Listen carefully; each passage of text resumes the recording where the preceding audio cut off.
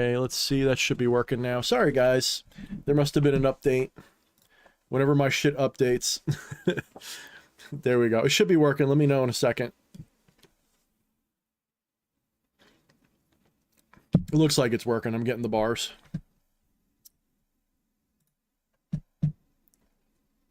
Doop, doop, doop. Yeah, it should be hearing me now. There you go. Okay, good. I had a bit of a delay. Yeah, no problem.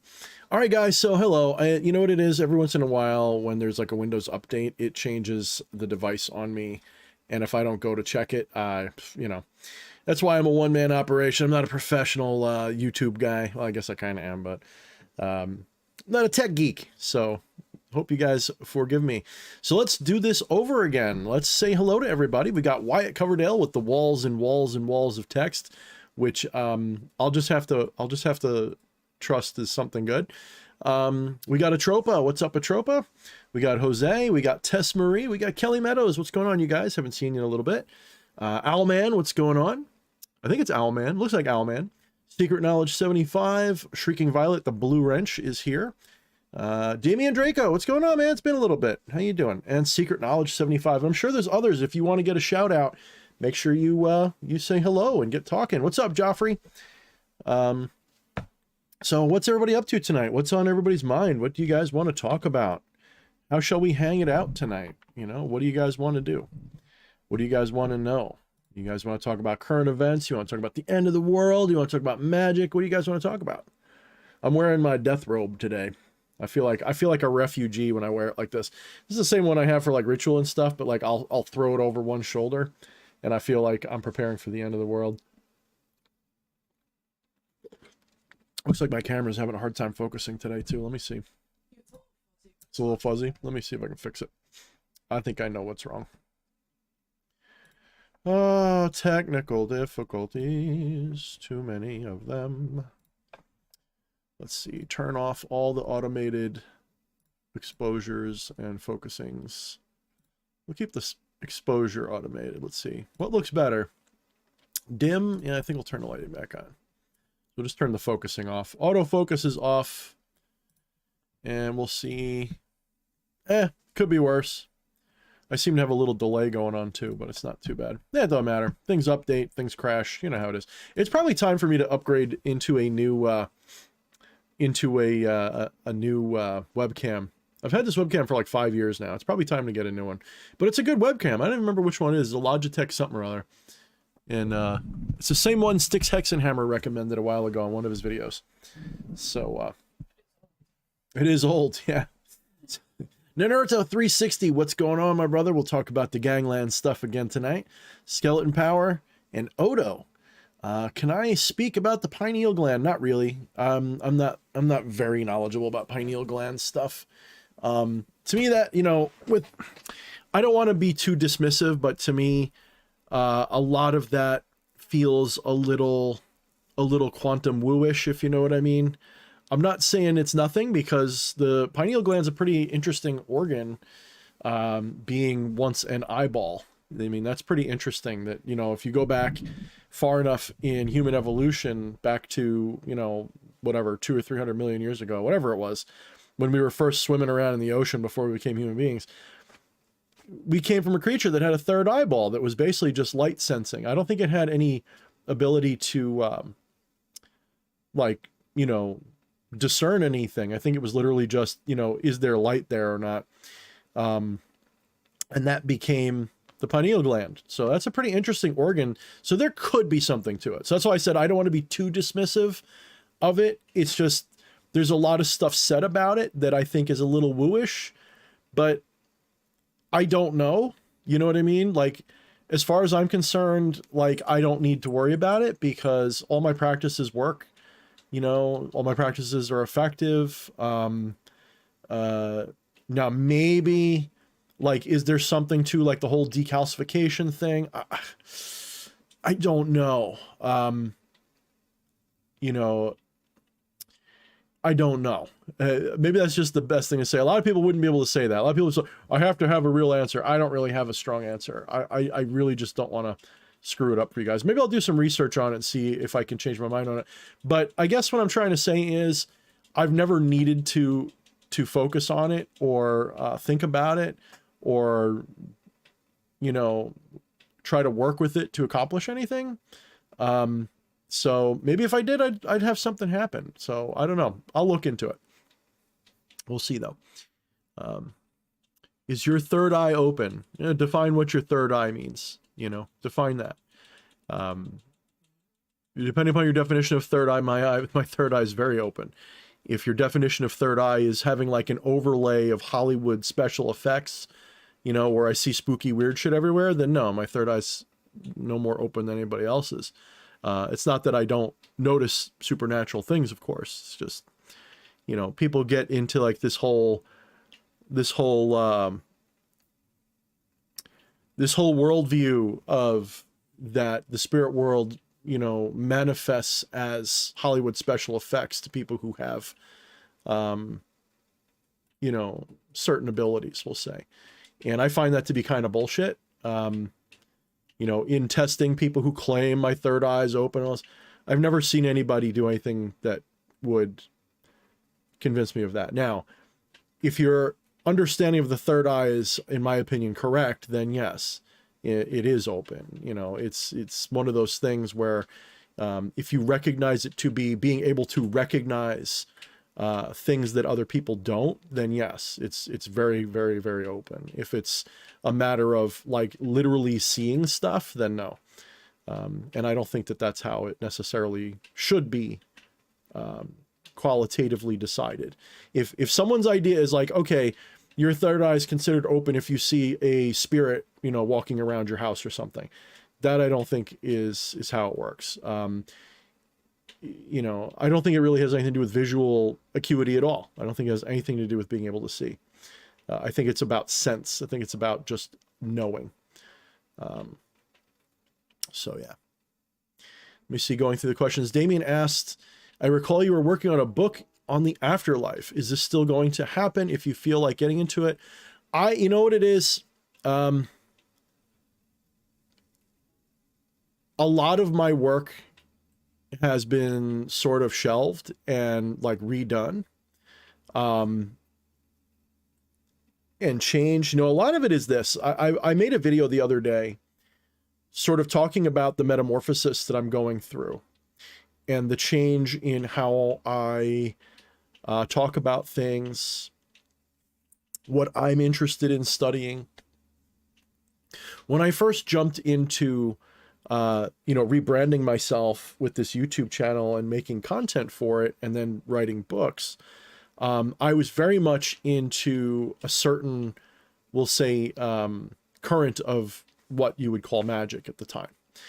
And I learned a lot from that. And that was a major part of my life for a little while. And then as time went on, being the fire sign that I am, being the kind of character that I am, you know, I gradually changed my focus. I'm a scanner, right? I'm not sure if that's really a technical term, but I'm considered a scanner. I'm an autodidactical scanner. I tend to study a lot of things, and I'm constantly moving from one hobby to the next, and it can be a little annoying because as soon as I start getting good at something, I tend to get bored of it and find something else to do, to challenge myself. This is probably why I seem so knowledgeable on a lot of useless shit, because I'm constantly trying to learn stuff about things. But I guess what I'm getting around to saying is that my own practices have evolved so much that a lot of the things that I got famous for are no longer things that I do with that much intensity. Working with spiritual entities, for example, has kind of taken a back burner. I'm not saying zero.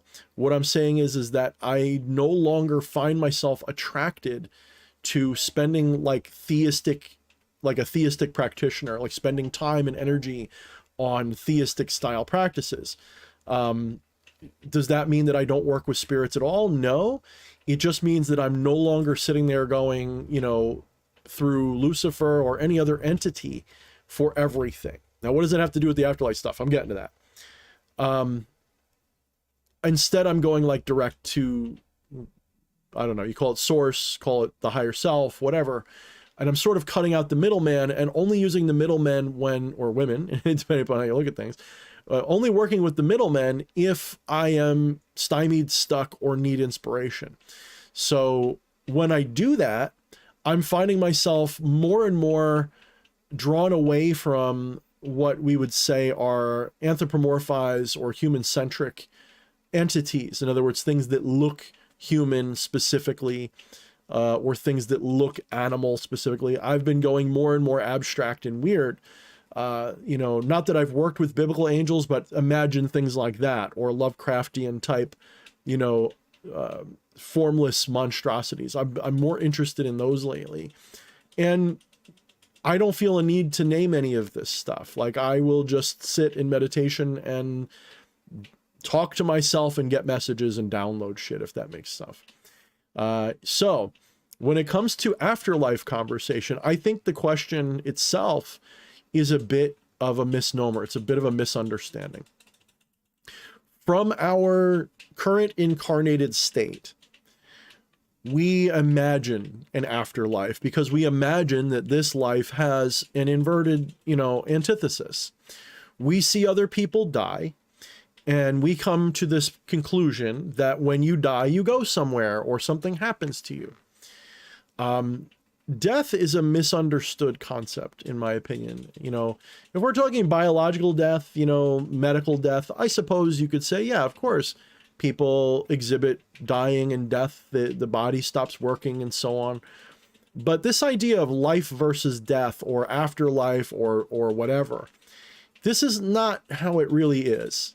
As I have explored more and more, I don't want to say necessarily out of body experiences, but samadhi and certain trances and,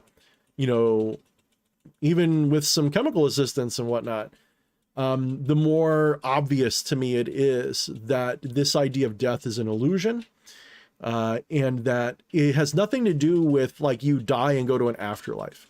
Now, that work that I was doing was with several spirits. One of them was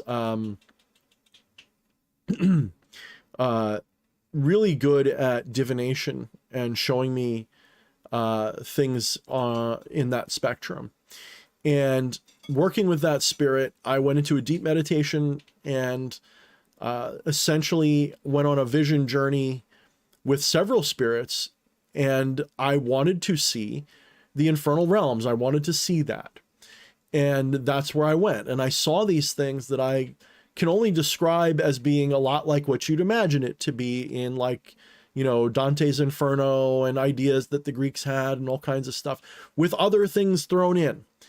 And while going through this and working with the spirits in the process, it became abundantly clear to me that this is not a place that you go after death per se. It could be, but it is not like you die and you go to an afterlife of a heaven or a hell. These are just other dimensions of the multiverse, and they can be metaphorical or literal. It really depends. A lot of people are in hell right now. A lot of people are in heaven right now while still embodied. Okay. This idea that you die and go to heaven or hell, nonsense. Do a heroic dose of some psychedelics or get deep into samadhi and go on a vision journey. This idea that you go places is nonsense. Consciousness shifts its awareness out of this incarnate self into another reality.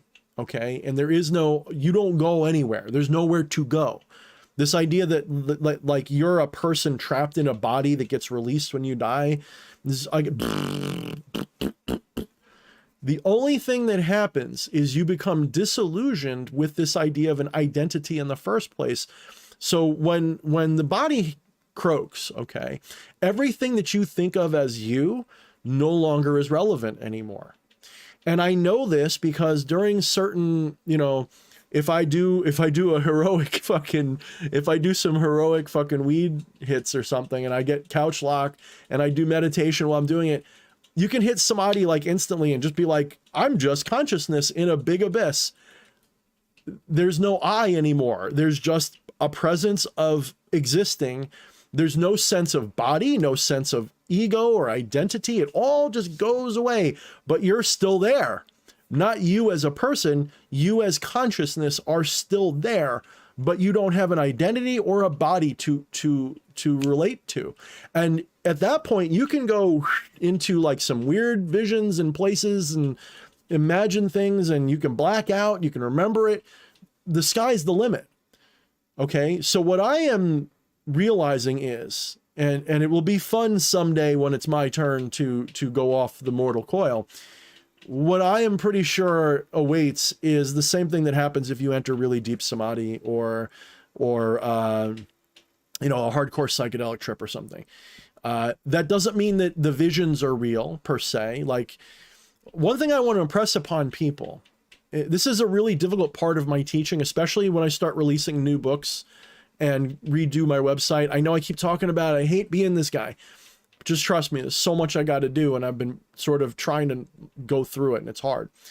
Once I get this new iteration of my work out, one of the hardest and most important things to impress on people is this realization that the stuff that you see and hear and feel and touch, those sensory things are not reality. They are symbolic references to reality. And you don't need to have a visual or auditory or olfactory or touch-based experience to still have awareness and consciousness and experience and know things. This is the part that we're so embodied. Most of us throughout our lives, until you have a really big awakening, people are really, really attached to the sensual symbols of reality, not the actual fact. There's a guy named Kant. I don't remember when he was around. He's kind of an older philosopher, like, I don't know, a couple hundred years ago, maybe. And he came up with the term noumenal versus phenomenal. So Kant told us that he postulated that there is a world that humans don't see.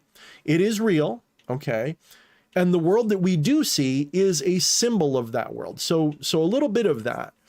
It's like symbolically referential to that noumenal reality. I use that a lot in my new work because it's very obvious. This is what was meant by Maya. The world we experience is Maya. It's an illusion. That illusion is internal in sensory ways. You look at something and you see an image in consciousness. There is no, so let's take that whole thing that I often do where I say this doesn't exist. Let me take this to another level and say that there's no outside in which this exists. There's no object outside of me in which this thing that I see is entirely a mental construct. And your version of it's entirely a mental construct. That doesn't mean that there's nothing here. It simply means that the idea of thing and here is rooted in an illusion. Okay, there is something, there is an infinite something, or a formless one, or a Brahman, or an Atman, or a chaos, or whatever word you want to use for it. There is a noumenal reality which is undeniably real.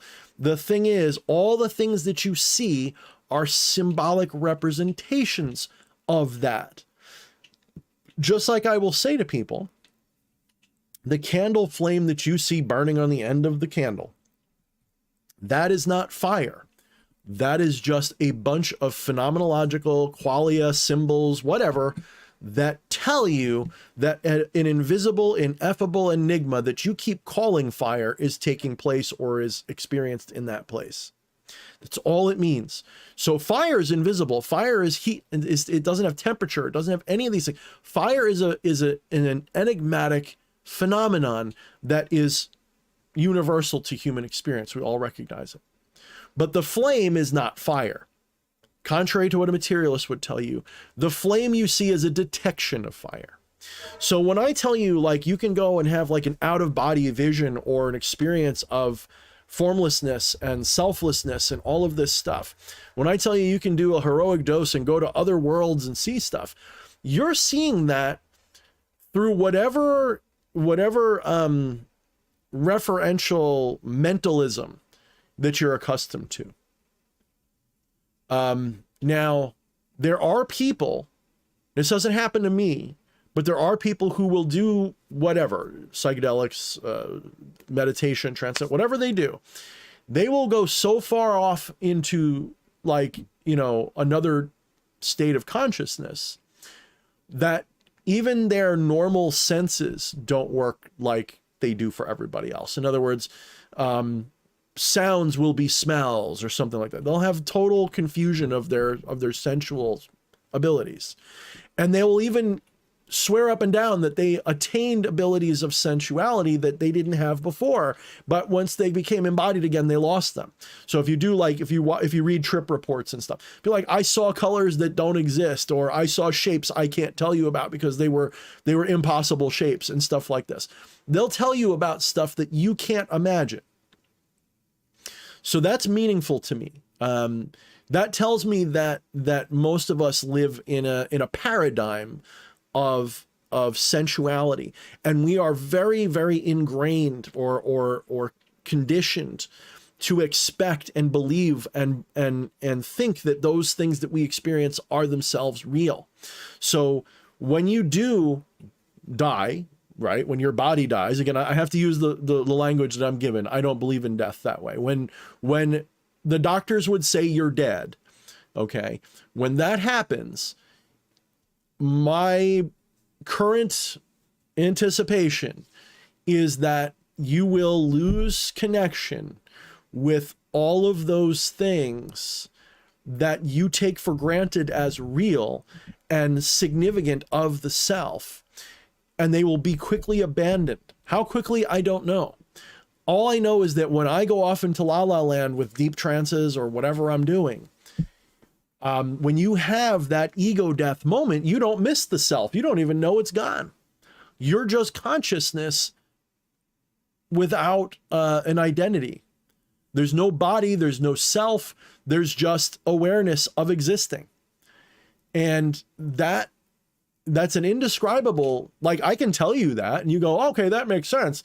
But until it's happened to you, and it doesn't happen to you, but once consciousness has had that experience, I guess I could say, once that conscious moment has happened, you go, oh shit, now I get what that means. That's really a fucking trip. I never thought of it that way. It's really astounding. And so a lot of your preconceived notions and the reification you have of your sensual experiences is gone. So what does that mean? Well, one thing I'll give, another point I'll give to non-dualists is they often tell you don't worry about it. Because any attempt to try to explain it, all it does is detract from it, right? But I will say this, that so imagine someone who's been born blind. What do they imagine when they feel something? Do they imagine what you imagine when you think of something? You know, if I tell you to imagine, I don't know, a simple object, a pen. If I tell you to imagine a pen like this one, boop, imagine a pen. Most of us have an imagine, we picture a pen in our head and bang. What does a blind person imagine? Do they need to picture a pen to know what a pen is? No, of course not. What if they've never felt a pen? Like, in other words, what if they were cut off? What would they imagine a pen to be then? So what I'm trying to get at is we've got to walk back from the sensual imaginings that we think are real. You've got to, so one of the things that I practice in meditation is I try to, this is why they will say, like, get into the center of yourself or something like that. I try to not block out, but I try to ignore and overlook all sensual stimulus until there's numbness in my body. Like, I don't feel my body, so I'm totally motionless. My body begins to go away. There's just me. If there's any thoughts, there's stray thoughts. Maybe what I see with my eyes, if I'm more alert, if I'm starting to go off into La La Land, I might see like all kinds of crazy visual artifacts. I've without needing any kind of chemical assistance, you can see psychedelic shapes and shit start flashing in your, once you start going into a very deep trance, weird things happen. Your brain gets bored and it starts trying to give you things to like REM sleep. It tries to dream, but you're still awake and you start having like lucid dreams. Then you go out of body lucid dreams and weird stuff.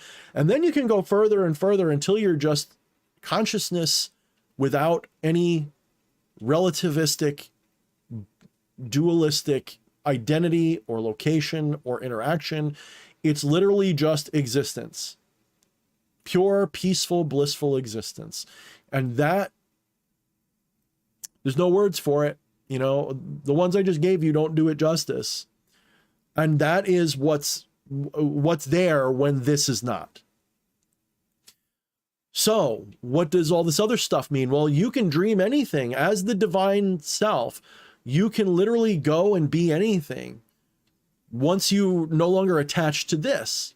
The problem is most people, being incarnations of the same infinite divine being, most people, when this is gone, they've never learned to let go of this. And so there's panic, there's sadness, there's all these emotional sufferings. And sometimes there's happiness, sometimes there's relief. Like sometimes someone's miserable and they die and they're let free, you know? But depending upon your attachments, literally anything could happen. You might stay disembodied for an indeterminate, timeless period, because there is no time in that state. Time doesn't exist in that state. When I've been in that samadhi state, time goes away. There's just, I exist and then I wake up, right? Back in like this fleshy thing. It's like, you know, it could be a blink. Like I can't tell you how long it happened. It could have been a minute. It could have been 3 days. It could have been an hour. I don't know until it's over and I check my watch. Time loses all meaning in that state. So when this body goes kaput and consciousness is liberated, when I say liberated, I don't mean liberated like it's trapped in the body. I mean, consciousness is no longer fixated on this brain object, this brain enigma that it's currently seeing itself through. So when the divine pulls back, when the formless one pulls back and is no longer centered on this embodied being, what we think of from the embodied state as the multiverse becomes its playground. Now, the multiverse, as we think of it, is a sensual part of the simulacrum. The simulacrum being Maya, being the illusion, the dream of life, all that stuff. When, you know, from our perspective, we imagine alternate realities like Rick and Morty and Doctor Strange. We imagine different universes and different timelines and all that.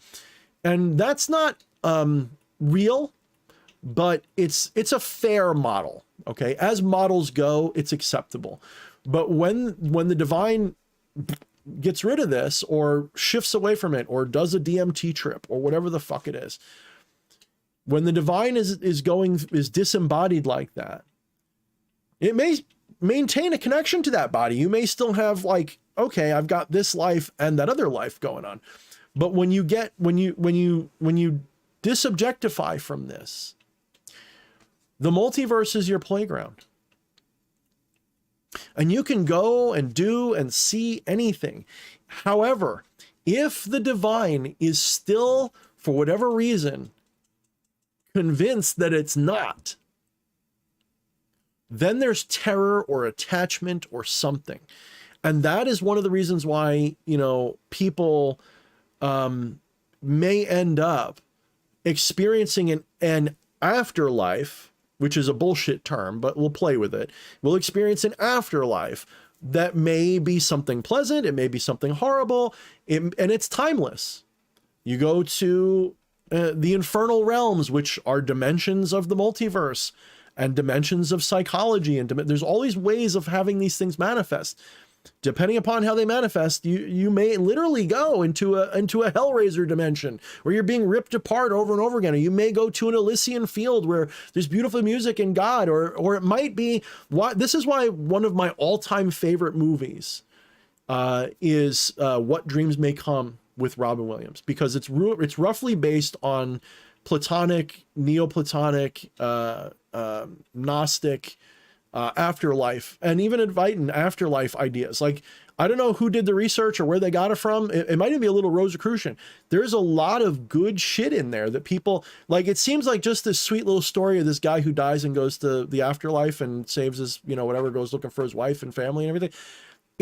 But it is actually, it's fanciful in the fact that, you know, I think that the idea that it would play out that way, I think that's a little bullshit.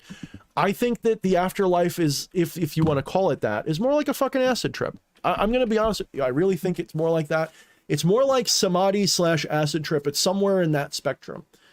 And I think that it probably starts visceral with visions and weird shit. And then you go off into a just pure samadhi, just pure existence, bliss and peace. And then you maybe reincarnate, right? Now, what does that mean? It just means that consciousness refocuses on a part of itself to the exclusion of all others and becomes embodied. That's all. At the end of the day, when this happens, memories are also going to be sort of a problem. One of the things that I want to impress on people is their idea of who they are. Like, your idea that you exist is almost entirely, what's the word I'm looking for? So your memories are created. They're not recordings. Your memories, even science, neurology will tell you, your brain isn't like a tape recorder recording everything. Your brain is, it's more like someone writing notes, really shorthanded notes, and then using those notes to recreate what happened as an imaginary experience. And those notes aren't like recorded notes. They're mnemonic devices. Okay. Now, speaking as someone who can very easily take the chitter chatter thoughts and subside them and experience reality in a very still mental state.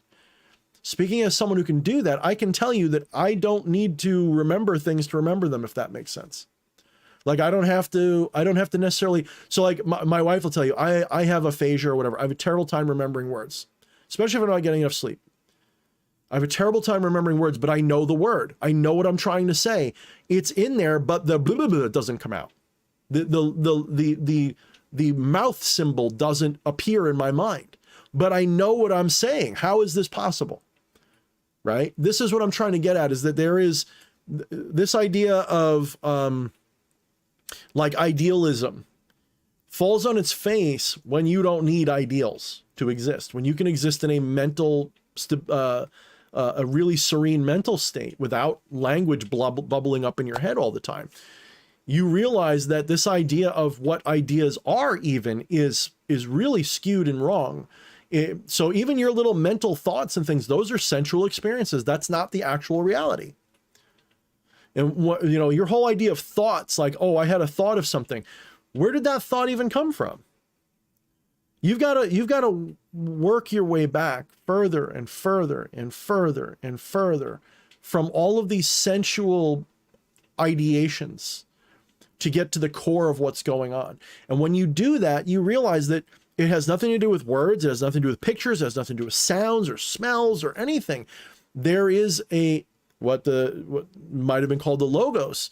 There is a logos, but that logos is chaotic. It's not orderly at all. So this is what I'm getting at. And I brought this up, I think, in the last stream. We were talking about Akash, the Akashic record.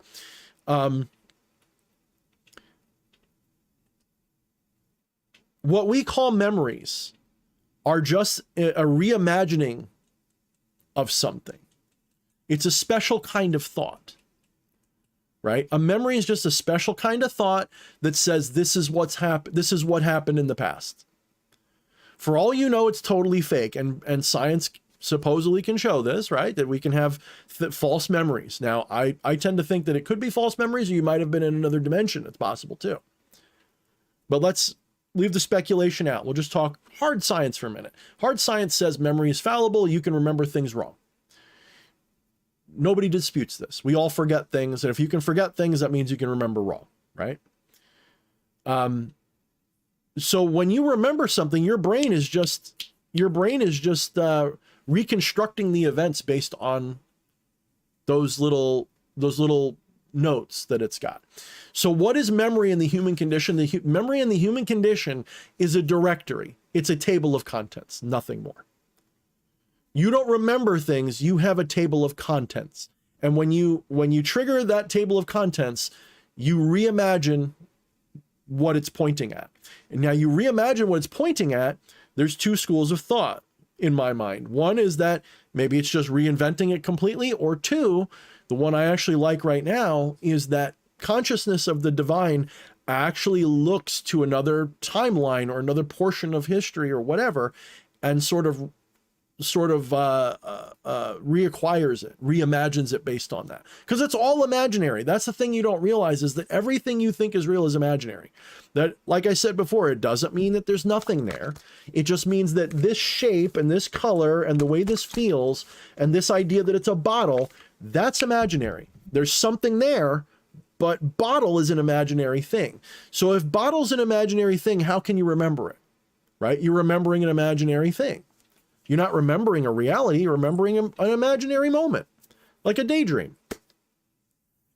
So where does this memory get stored? Well, memory doesn't get stored.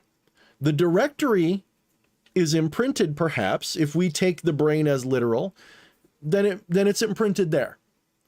But if we realize the brain is just an enigma that we call a brain, we realize the brain doesn't exist just because, in the same way that this bottle doesn't exist, the brain doesn't exist. If we accept that, then what this ultimately means is that even our memories, what are they?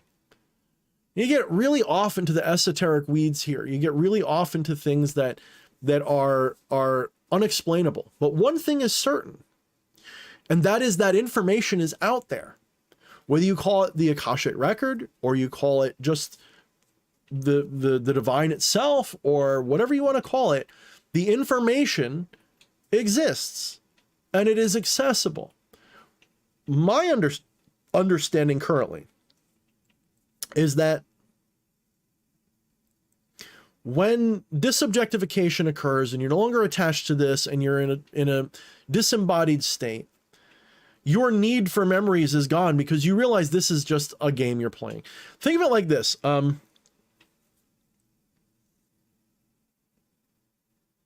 Right now you think this is real. And so you don't want to lose these memories. You're sitting here going like, this is my life. This is really important. I don't want to forget this. I don't want to lose this. Well, that's your ego. Your ego is what's attached to that memory, because that's all it is. Your whole idea of yourself is a memory you have. That's it. This whole idea of I'm D.H. Thorne, I'm Wyatt Coverdale, that's a memory. That's a story you're telling yourself that you're echoing over and over and over again. Shut that echo down and exist just as consciousness, and you don't feel this attachment to your memories or your identity that much. The last couple of times that I had a really, really intense samadhi or whatever, I didn't have this feeling like I got to remember myself. I reached a point where I was like, I don't care about that thing. like that's cool and everything. Think about it like this. Unless you're like a complete video game addict, how many of you guys could play a video game and never touch it again? Just give it up and be like, whatever. You know, if let's say you're playing a video game like Legend of Zelda, you're having a great time. It's your favorite fucking video game, but someone, for whatever reason, sets the kitchen on fire. Do you sit there and go, I don't want to lose my game? Or do you just throw the thing down and go put the fire out and completely not care about the game? Well, when you transcend this ego self, the same thing happens. You don't care about this anymore. This idea that when you're dead, it's going to be this great tragedy because you're going to forget yourself, that's ego talking. When it happens, when you transcend this self thing, trust me, you don't care about this thing for long, if at all. Trust me. It's not a problem. You will just let it go. Especially especially if you've already achieved that while still alive. This is why the Zen monks and everybody, they say, don't let death find me before I've destroyed myself, basically. I'm mistranslating it, but I'm paraphrasing it. The idea is, don't let death find me unannihilated. Meaning, you won't be as afraid of death when you realize that in death, it's the same as like these deep samadhi states.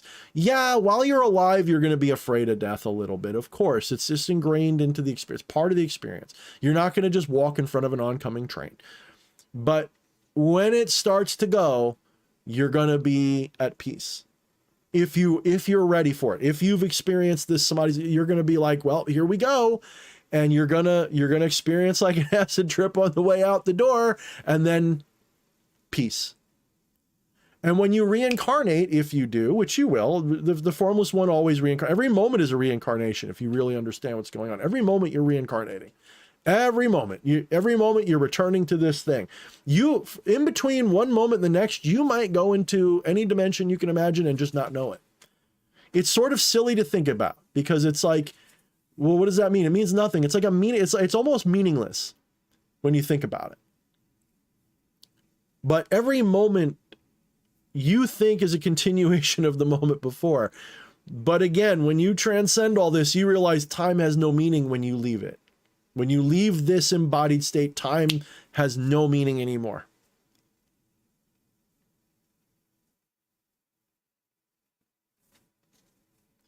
So, when that happens, you let go of the whole thing. You don't miss it at all. And if you do, it's only on that acid trip on the way out the door. You're not going to spend eternity in hell going, I wish I never died. No, I'm not wearing a burqa. It's actually a, I know it looks like one, right? No, it's just a robe that I got thrown over my shoulder. The neon cicada said, you wearing a burqa. I like that. Yeah, I know. I'm wearing I'll wear a hijab or something. Yeah. Now I felt like dressing up a little bit. It's a robe, neon. I got it off Etsy. Actually, I only have it thrown on my shoulder. Normally I wear it like this. In fact, I'm getting a little hot. I think I'm going to take it off. Whew, it is getting a little warm. My glasses are fogging up. It was cold when I started. Of course, I wanted it cold. I turned the air conditioner on for a minute. And I'm not taking it off because you're making fun of it. I still love it. But when that happens, you let go of this whole thing. You flush it. I am not just confident in this. This is like, I can't wait for you to find out how true it is. I kind of like it too, Cicada. I would wear it, but I am literally getting hot. You can probably see I'm sweating.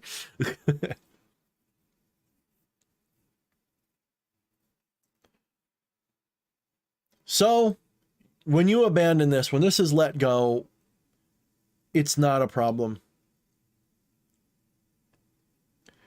And yeah, DN Black, I think that some people skip the acid trip. I really do. I think some people just go right in unconsciousness. I mean, if it has anything to do with the brain at all, right? If that acid trip on the way out the door has anything to do with the brain at all, if you put your head like under like, you know, a fucking a steamroller and just gets there's not going to be any out of the, you know, you're not going to have any out the door experience then, right? But there are people actually living today with like no brain. Like you can look this up. There's people who are alive today. You wouldn't even know that they had a problem, who have like, you know, a walnut sized brain left because they had a brain problem when they were babies, and they're fully functional adults like everybody else with maybe a slightly lower IQ or some little, they're perfectly fine adults. Some woman had more than half of her brain missing when they did a freaking MRI. They're like, oh my God, how are you alive? You know, all kinds of crazy shit. Look it up. This is not a joke. Wasn't somebody just a brainstem? Somebody, I think, was just a brainstem. I think you're right. It was like a brainstem with like a little bit of a little bit of a blob on the end. Yeah, with a little bit of a blob on the end. And this is like not a joke. You can look this up. They're walking around and they have jobs and they vote. This is real. And this tells us a lot, right? What is their inner world like with a brain that's pretty much my understanding is, if I'm coming at this, so there is a, yeah, like Fetterman, shut up, Doc, you're gonna get me canceled. There are, philosophically speaking, there's a guy, I gotta remember his name. I watched some of his videos and I like his little model. I don't know where he got it from. I want to find it. And if it's from him, I want to credit him. If it's just something that's known in academics, I want it. It's this basically a circle where you have theism on top and you have scientism or science on the bottom side, and you have pantheism on the other side.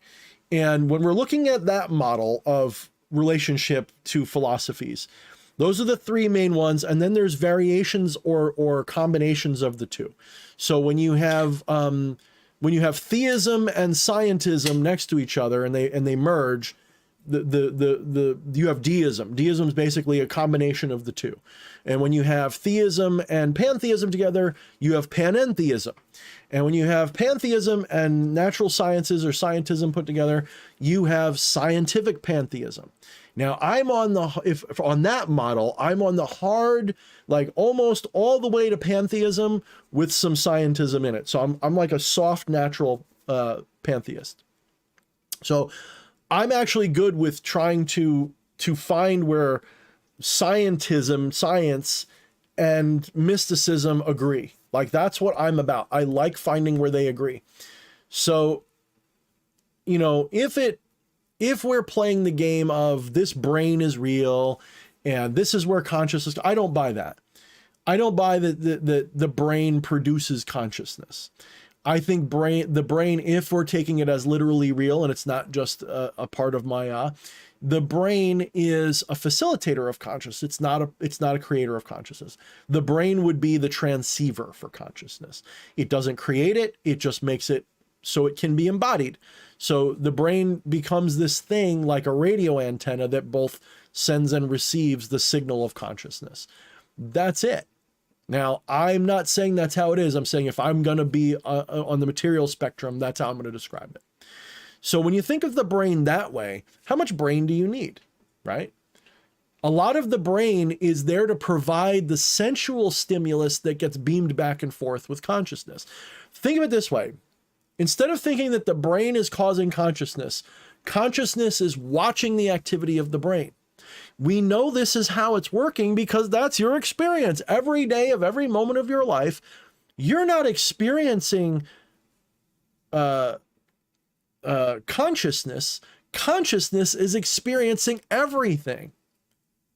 I want you to really think about that. That's not just a play on words. I want you to really think about that. Do you experience consciousness, or does consciousness experience everything? That should tell you everything you need to know.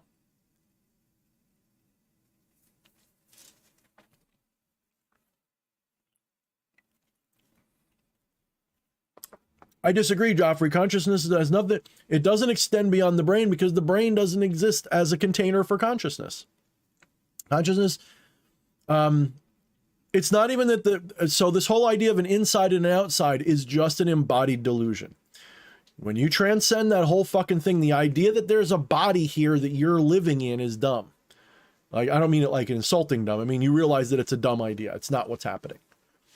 You realize when you go into a deep samadhi and you come back, that coming back doesn't feel like you're coming into something and looking at that. It's more like it just reappears. It's more like it's more like you're dreaming about it. Like this mortal existence feels like a dream to you the more you do those transcendental things. So this idea that this body is something you're inside of and that you've got to escape with meditation, that's fine as a practice and it's fine as a model. But once the rubber meets the road, you realize that doesn't work either. That's actually sort of an egoistic trap because it makes you think that this body is a real thing you've got to deal with. Once you've transcended it a few times, it doesn't hold you that way.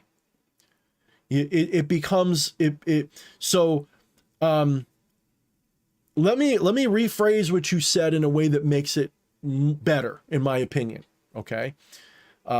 Instead of thinking of it as consciousness extends beyond the brain and that you can improve that with meditation, Let's think of it like this. You can relinquish your attachment to the idea of a brain or a physical or identified self through meditation. Not that meditation does it for you. Meditation's like taking a break from the illusion.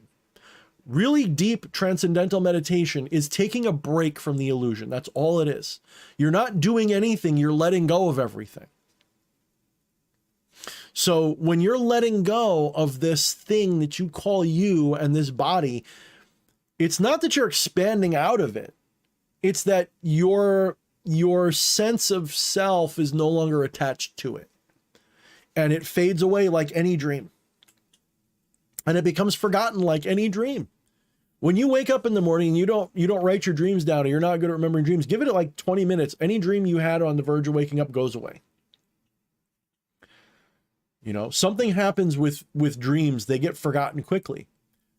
When you're dreaming, you don't remember this life because you don't even know you're dreaming. That doesn't mean you don't dream about this life, but you don't remember the night before when you're dreaming. You know, sometimes like if you have a really bad day, one of the greatest things is to just go to sleep. Like somebody dies or you break up with somebody or something like that. One of the greatest things is to go to sleep, because while you're sleeping, all of that, not always, sometimes you have a nightmare about it, but most of the time your brain is merciful, or your soul is merciful, and you don't dream about it.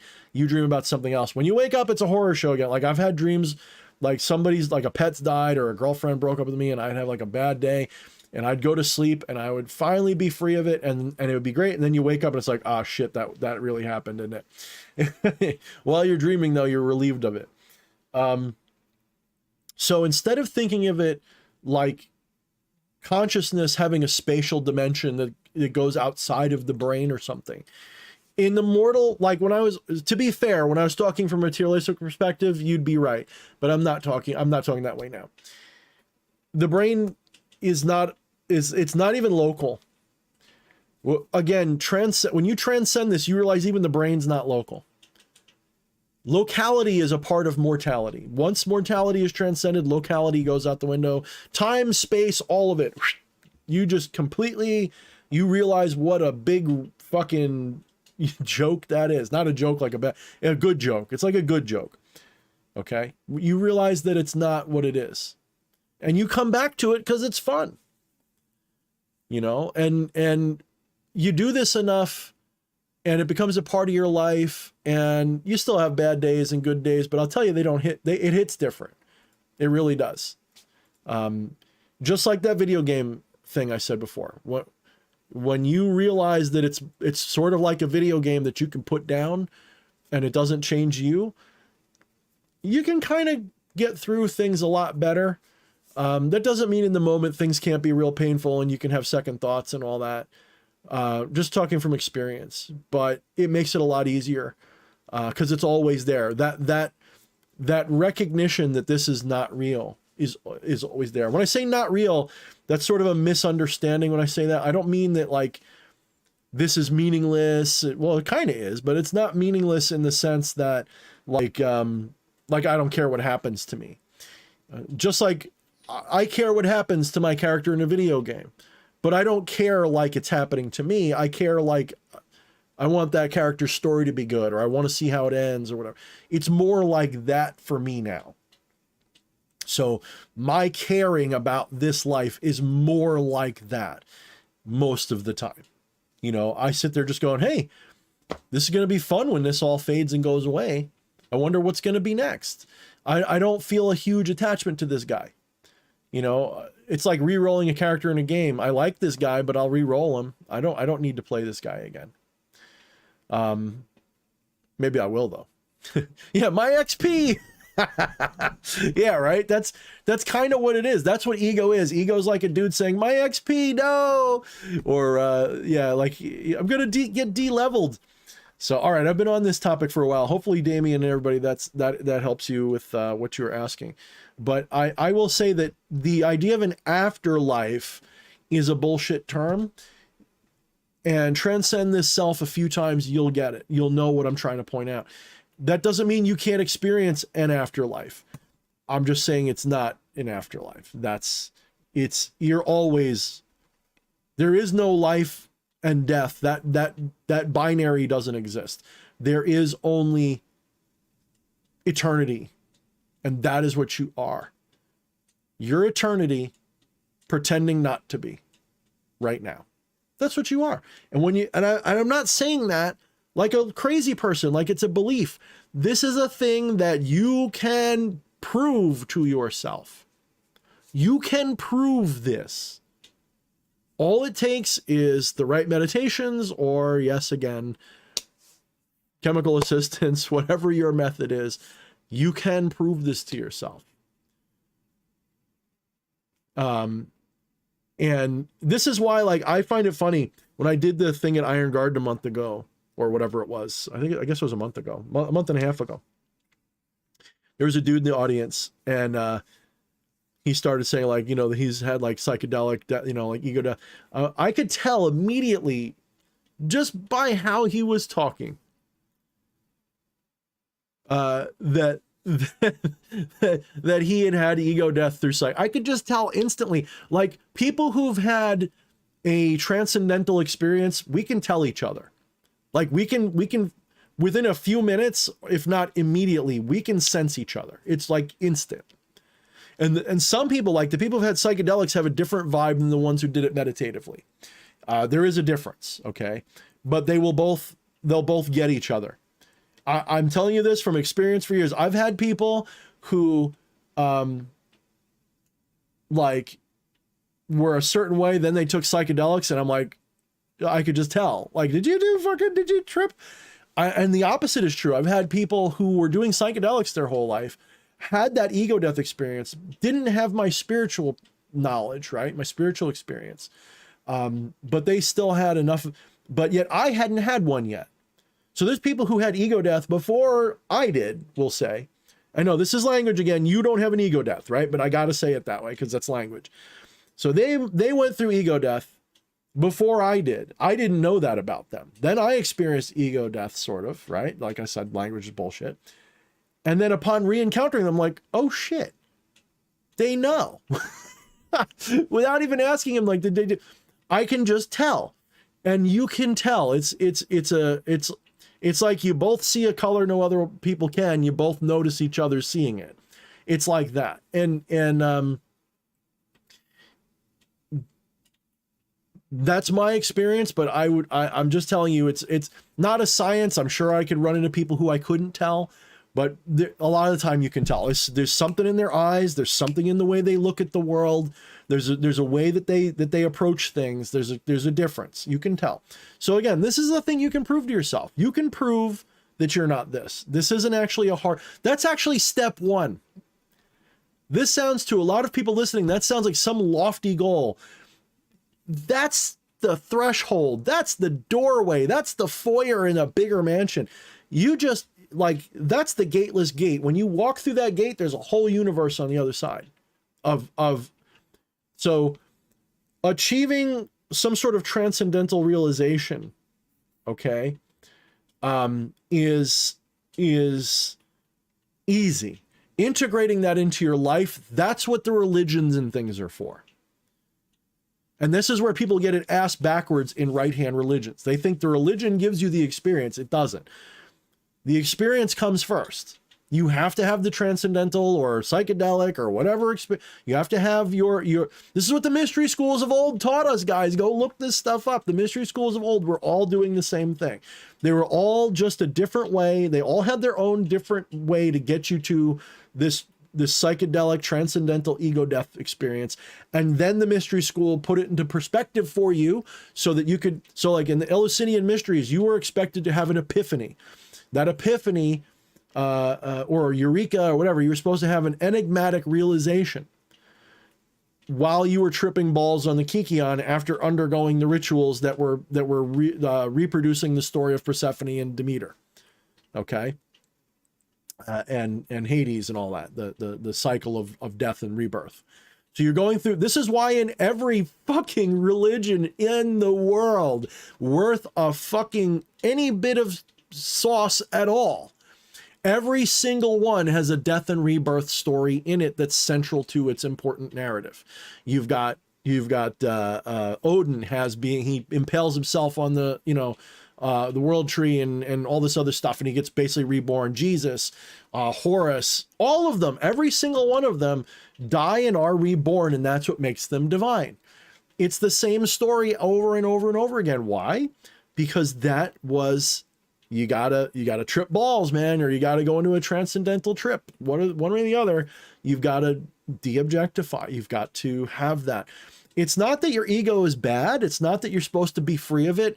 That's the lie, right? That's the lie. The lie is that you're supposed to get rid of this and keep it gone. That's bullshit. Anybody who tries to sell you that is a liar.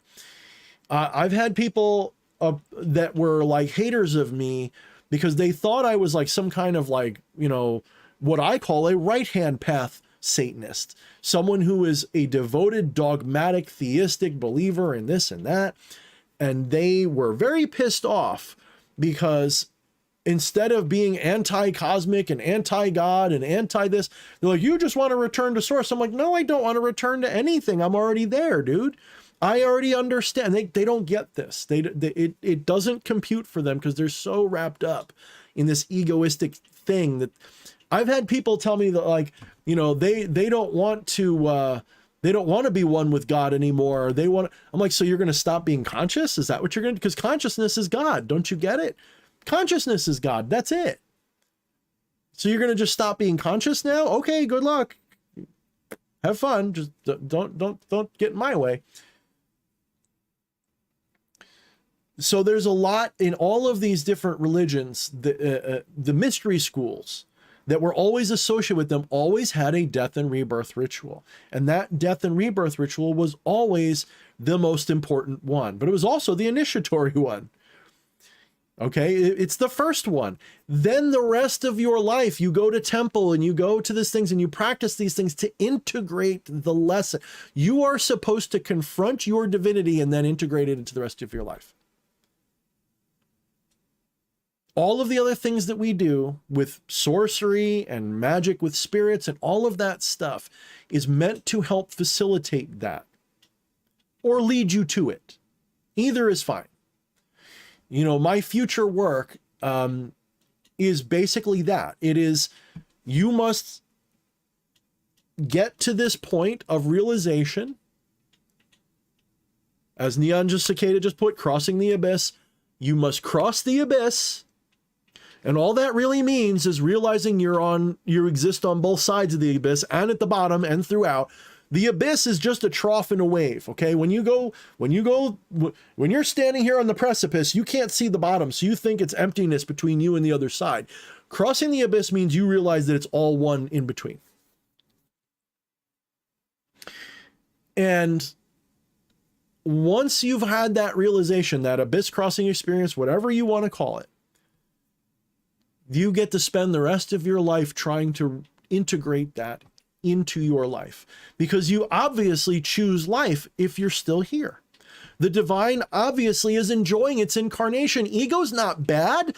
Ego's the point. It's here to have an egoistic experience for fun. You're supposed to enjoy this and to make the best of this and to have as much fun as you can and experience life to the fullest. And for some people, that means you have to be an ascetic, because that makes pleasure more fun, to give up all pleasures. That, believe me, when people say like, oh, I'm a hermetic ascetic, I abstain from pleasure, they're celibate and everything.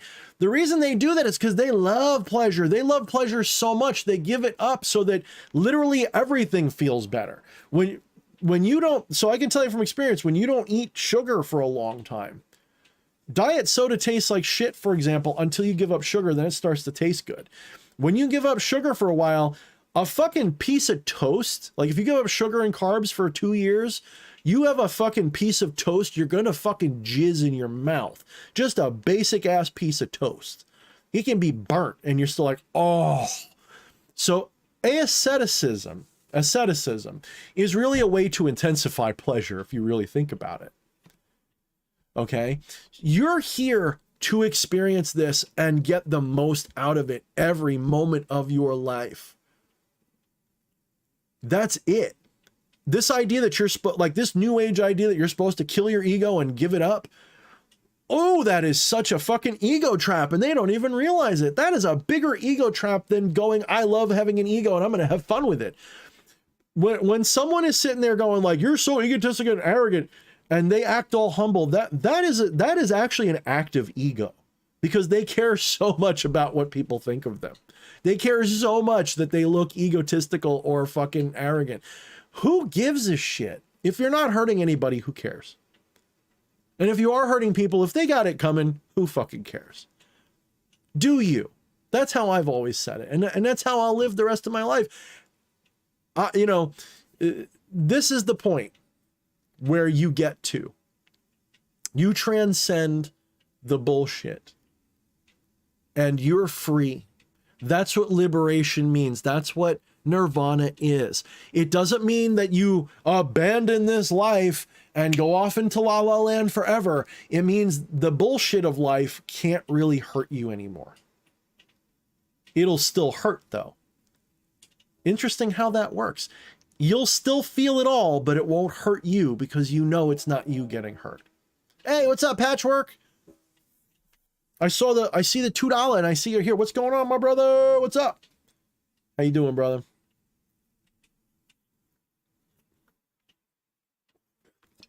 So where do spirits fit in? Where do all these things fit in? Look, I'll leave some of that up to you. You know, I've learned, and I'm learning more and more,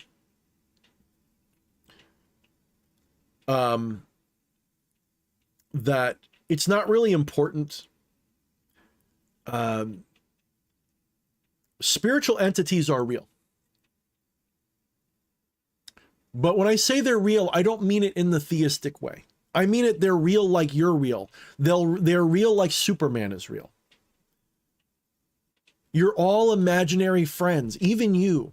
If you really know what's going on, you realize even your sense of who you are is an imaginary friend in your own mind.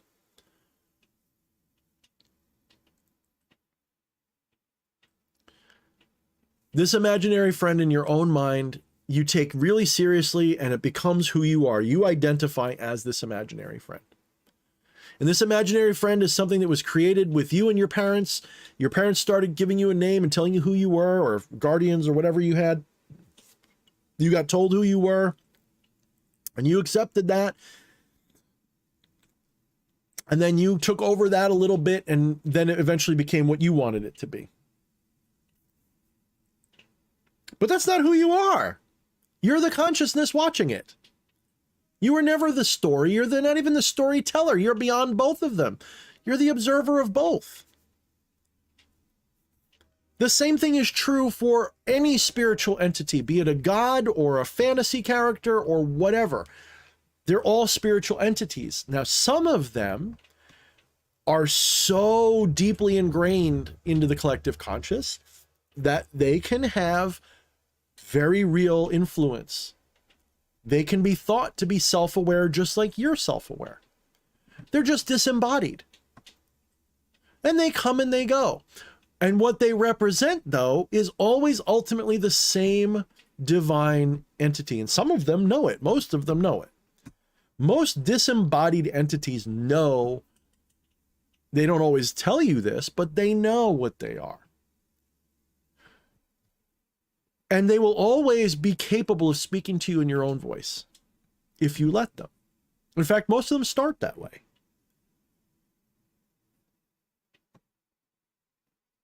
So all a divine being like a god is, it's an externalized form of ego. Doesn't mean they're not real, but it means they're not real in the same way this bottle's not real. This is where it's hard for people because they can't put two and two together. I got to keep saying it. And people say, well, does that mean you're atheist or theist? I'm neither. I'm neither and both. They're both wrong. They're both incomplete. Neither one of them is right.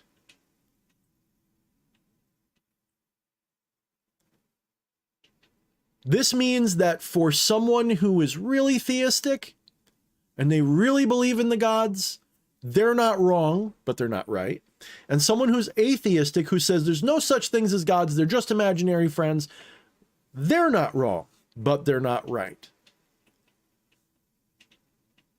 And if you put both of those two answers together into a kind of chimera, that's not right and it's not wrong. The truth is there is the divine only. And that divine is filled with a diversity of enigmatic inspirations that causes itself to dream a reality in which there are things and people and places and stuff. And so when you look into the world and you say, you notice that every culture on earth pretty much has its version of Zeus. In that case, you realize that every version of Zeus is pointing at the same archetype over and it's always what? The same things. It's always fertility. It's always storms and lightning and shit like that. The fire from heaven. It's always the same things. It's the same couple of things. There's some variation, yes, but it's always the same thing. It's even the same planet in every system. Thor, Zeus, Jupiter, Indra, Enlil, Marduk, it's all the same guy. Yeah, one looks different. One's an old dude in the clouds with a beard, looks like Zeus. One looks like Thor. They both got their lightning. They both hurl thunderbolts in some way. Thunder and lightning. It's always war and fertility. It's always the same couple of things, and their culture sees it a certain way. Every single time, if you look close enough, that's what you see. And you know what happens? Superstitious people and control freak religions turn them into literal theistic entities that you've got to fear and worship, and they convince people that they're real in the same way that anything else is real.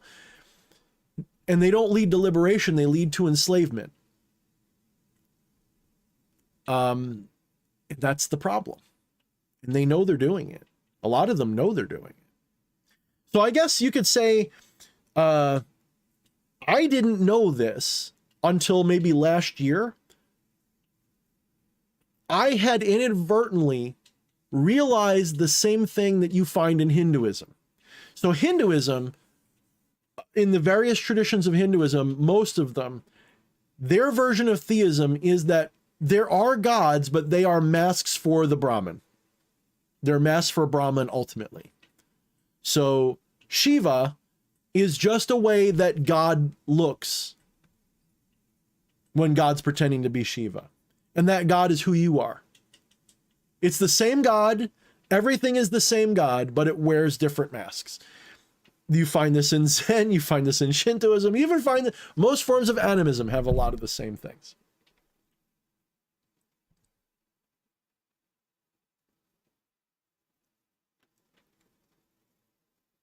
You got a super chat. Thank you, Patchy. Yeah, Patch says, for $10, he says, Sumerian theology is big on transcendentalism. I'd like to see that. If you put it in Discord if you can, if you're still there, brother. If you got any articles on that, I'd like to read that. Because Sumerian stuff is cool. The problem is there's so much bullshit about Sumerian stuff out there that it's really tough to say. Like there's some whatchamacallit, anthropologist that I like. I can't remember his name, but I'm subscribed to him on YouTube, and he's like a major, like, you know, he's like from England or something, so he sounds all legit. And you know, he like tells the stories and everything, and I watch him. I'd like to see where that's from, because there is some bullshit. There's like a lot of ancient aliens bullshit surrounding Sumerian stuff these days, where it can be hard to but I am inclined to believe it, because most of the mystery schools that we can even see in antiquity were doing the same kinds of things that the more recent ones were doing. You know, the Egyptians, certainly, they had, where do you think the Greek mystery schools got the ideas from? From Egypt. You know, the Egyptian mystery schools, they were, you know, there's a reason why they liked blue lotus flowers and certain psychedelic substances, guys, and they're all over the hieroglyphs. There's a reason for that.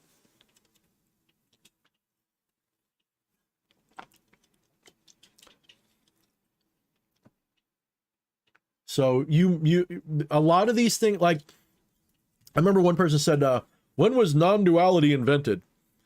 On this one website. And I love that one, because the response was really simple. You don't invent non-duality. It's not a perspective that you learn.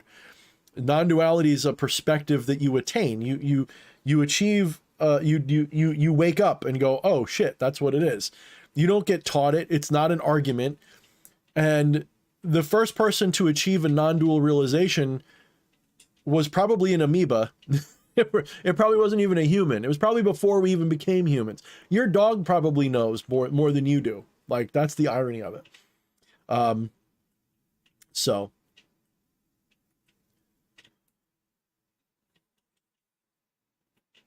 Yeah, I don't know if Amun-Ra became Amen. I actually heard that Amen comes from Om, from the Hindu, from transcendental Om. I got this unfortunately from Sadhguru, who is very suspect with me. I mean, he's a World Economic Forum type guy. He's a little shady in my opinion. I know everybody loves him and everything. I think he's selected. I don't know what's going on with him. I don't trust him, but sometimes I like what he says. And he had this video not that long ago where he talked about Om and how to properly do it. And Om, AUM, so it's Om, right? And depending upon how you say it, if you go to other parts of the world at the time, like from antiquity, you would go, I guess, to Greece or whatever, and you might add an N to that. It'd be Om and Om and Om and Amen, Amen, Amen. If you go to church, a lot of churches don't just say Amen. They'll go Amen, like at the end of a song.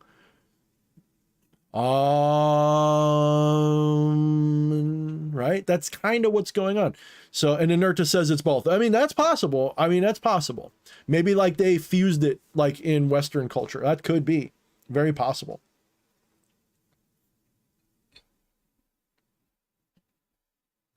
Someone had asked me if I consider myself a polytheist. No, I'm not. I'm not a polytheist. Not in the literal sense. I do practice.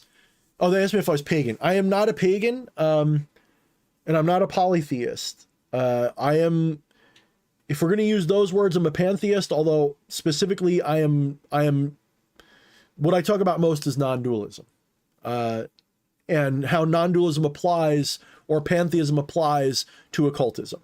So I kind of take those two things and I rub them together and I show you what I got.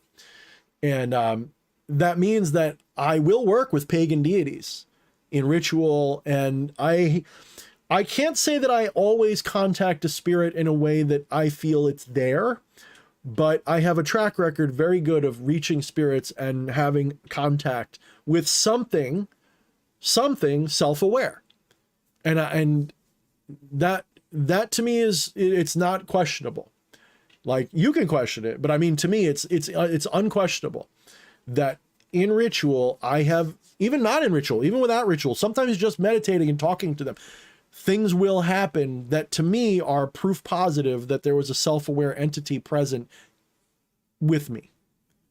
Now, was it in the room or something? I mean, linguistically, that's how I would say it, but I don't think they're local things. I don't think that these entities are local. I think they're non-local, and they become localized when we're aware of them. I think that they're everywhere. I think that they're in the collective conscious. They're in consciousness. They're part of the divine. And when you invoke one or evoke it, you're just revealing it. You're giving it a locality. This is why when I teach working with spiritual entities, one of the things that I teach you, either in writing or whatever, is you've got to use your imagination. You've got to imagine the spirit first. And I think that's one of the reasons why I respect EA a lot, because he wrote that in Evoking Eternity. And I knew this already. So when I was reading Evoking Eternity, he's like, you've got to imagine a form for them to inhabit, and you've got to, or potentially give them an idol or both. I'm like, bingo, he knows what he's talking about. That's how I knew that he was legit. He wasn't making it up, because some people will go like, well, I knew that too. Not a lot of people do. Okay. A lot of people don't know that. A lot of people think that the spirit comes first, and that's 9 times out of 10. If somebody comes to me and says, Thorne, I do the ritual right, but I don't get anything. I just have silence when I do it. And I say, did you imagine a vessel for the spirit? What? Yeah. Did you like picture them in the corner of the room? Did you talk to them? Did you play both sides of the conversation for a little while? Did you role play it? No. Why would I do that? Isn't that faking it? No, not at first. I mean, at first it kind of is, but it doesn't stay that way. I promise you. If you treat the spirit like it's there, really give into it, really role play it, really act it out, really give it life, weird shit will happen. This is not a drill. This is not a joke. If you role play them present vividly enough, sooner or later, usually the very first time, if you're not a complete schlub at this, usually right away, shit will start happening that you can't explain, including, at the very least, the other side of the conversation will start happening so spontaneously, you have no sense of control over it. You'll say something, you'll get a response from nowhere. They'll just be like another voice in your head. And it'll say shit that'll surprise you. The hardest part is not letting your own egoistic desires and shit get in the way and speak for it. You've got to be able to let go of your own. This is why it can be really difficult to get a good, you know, it's easier for me to do things for you potentially than it is for me sometimes, because if it's something I'm really worried about, like, you know, if I ask a spirit to help me with something and it's something that I'm really troubled with, my own desires can cloud what I hear and I get wishful thinking. So I got to be really careful with that. It's one of the reasons why I don't always do that. You know, you'll ask the spirit, like, I don't know, you'll ask a question. I can't think of an easy example, but you'll ask a question about something that really matters to you and you'll get an answer that sounds like what you want to hear. And you got to be careful of that. So you've got to be able to let yourself go in these rituals or just meditation. You don't need to do a ritual to talk to a spirit. It helps, but you don't need to do it. You can literally just take a walk and start talking to yourself. That can work too. You don't have to go through the ritual. It's a nice gesture. It helps make it stronger. And they certainly seem to appreciate it. Now, whether they're real theistic beings or not, I'll leave up to you, but you can experience it that way and you can give them, I don't worship spirits, but I do make them offerings. I do give them things. I do respect them. I talk them all up in my YouTube videos so that you're interested in them. They seem to like that. All those things are valid things to do, but I don't fall on my knees and say, oh, how great you are. Oh, big, beautiful, special creature. I look at them like they're they're the opposite side of the same me that's talking. As a non-dual pantheist, I look at them as just the other side of the abyss. It's all the same thing. I don't treat them as special. I may venerate. Now, some people say, what's the difference between worship and venerate? There is a difference. Venerate is you're respectful of them. You don't worship them. Like you look at them, you're a venerable, respectable, but you don't put yourself out. You don't submit to them. You don't humble yourself before them. Worship usually includes some level of submission. I know some people say, well, that's not really, to me it is. The word worship is a very submissive act. You know, even if you're worshiping a lover, that's a very Now, if it's not true submission, like humiliation or something, I mean, that's okay. Maybe you're just maybe you're a masochist or something and you like being degraded. Okay, I'm not judging your kink, but that's an egoistic perspective to take in a spiritual matter. So people will hear me say what I'm saying, go, how egotistical that he doesn't submit to a spirit or worship them. He must be so full of himself. No, it's that either extreme is egoistic. To submit also is egoism. It's just externalized. You're reifying yourself as an individual separate entity by pretending that that's so real that you are inferior to it and have to humble yourself before it. That's egoistic too. It's just not as arrogant. Okay? That's also egoistic. Same as me sitting there saying, I am real and you must do what I say because I am King Solomon and I wield the ring and you must obey me, evil, foul spirit. That's egoistic too. They're both egoistic. So I don't do either one.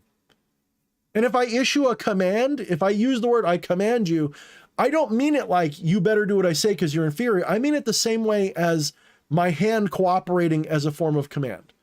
You know, like I'm commanding my hand to pick up this drink.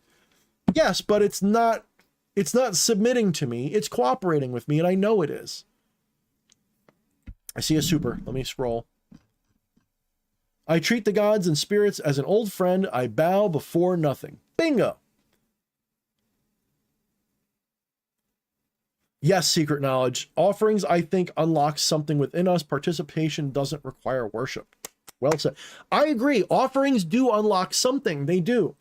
And one of the greatest offerings I've found is to share the offering with the entity by inviting them into you if you trust them for that. Some of the most profound experiences I've had and some of the greatest favor I've gained from spirits has occurred when I offered to share it with them by ingesting it myself and inviting that entity in to experience it through my senses, because I realized they're disembodied. They don't have a body right now. They're just mentalism. They're just a locus of mental self-awareness without a body. It's kind of like when I was saying earlier, when you go on a transcendental trip and you're out of mind, out of body, and floating through space and time and all this kind of shit. You don't have a body. So your senses are different. Now, there's some people that have very vivid sensual experiences. They taste and feel things. Not always. Sometimes when you go and you have like your out of body or transcendental bliss or whatever, physicality goes away. You don't taste things. You don't hear things. Your visions aren't really even what you see. They're just ideas. And so if that's what they are, if they're just another form of the divine in a disembodied state, inviting them in to experience things through your physicality is really good for them. Like, they enjoy it.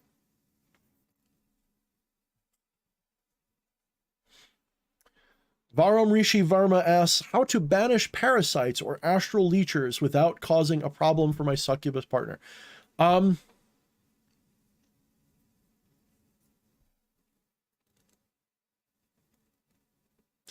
The first thing to realize is that a lot of that is your own shadow going on there. If you have parasites and astral leechers, generally speaking, you know, again, I have a different view of these things than maybe you're approaching me with the question from. So rather than like attack it all from like, oh, I got to change your mind about what they are, let me approach it like this. Recognize that the parasites and astral leechers are a part of you that you've got to deal with. Generally speaking, shadows are not, so I call them shadows, okay? Shadows are not things you can banish permanently. Now, succubi, they're a valid spiritual entity, okay? I'm not going to say I haven't worked with them, okay? But you got to be careful with succubi. You know, one of the biggest side effects, succubi are kind of a leech, but they can be a symbiotic one. Succubi are vampiric by nature. They're just not like blood vampires. They're just energy vampires. And they enjoy the sexual energy. You got to turn them into a symbiotic relationship. Okay. So one of the things that happens is a lot of times people who get like all in with succubi, they tend to become incel, right? It's not that they're like become sex craved and go fuck everything. They tend to become an incel because the succubi, they want you and you to themselves because you're an energy source for them. Now, from this pantheistic non-dual perspective, this is all a game you're playing. It's just masturbation with spirits, okay? You're literally, that succubus is another side of you and you're playing together. But from your little embodied state, it doesn't look that way. So we'll play into that for a minute. Make sure that that succubus partner is in a symbiotic relationship and not leeching you herself or itself, and then blaming it on other things. But I will say that if your energies are healthy, that is to say, if you're in balance with yourself, leeches can't really do anything anyway. You know, leeches even human ones. When you're talking about a psychic vampire as a human being, they're usually like a narcissistic maniac and all this kind of stuff. They can't hurt a person really who's balanced energetically. Not really. If you're really well balanced energetically, they might trigger you into giving them some energy now and then, but you'll be okay. It's only when you're energetically imbalanced that those things become a problem. So what I suggest is to practice things that balance your energies and do a lot of shadow work. Don't worry about banishing the leeches. The leeches will go away when your energy isn't so easy to get.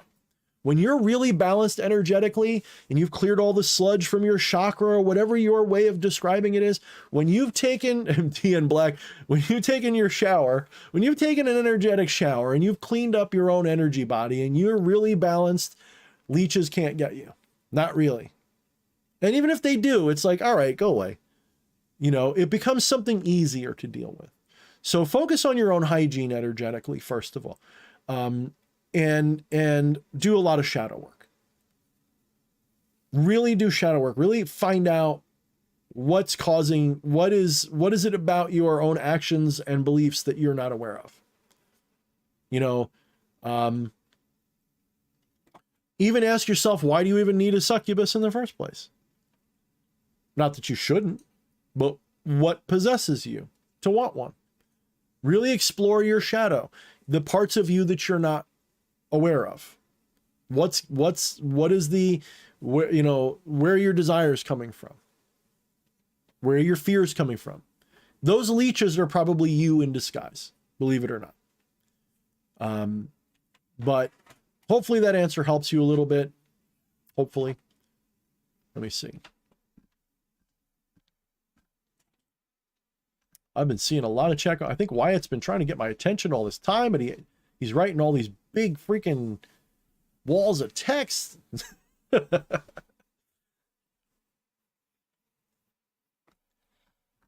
We got to get Wyatt to like simplify. Let's see.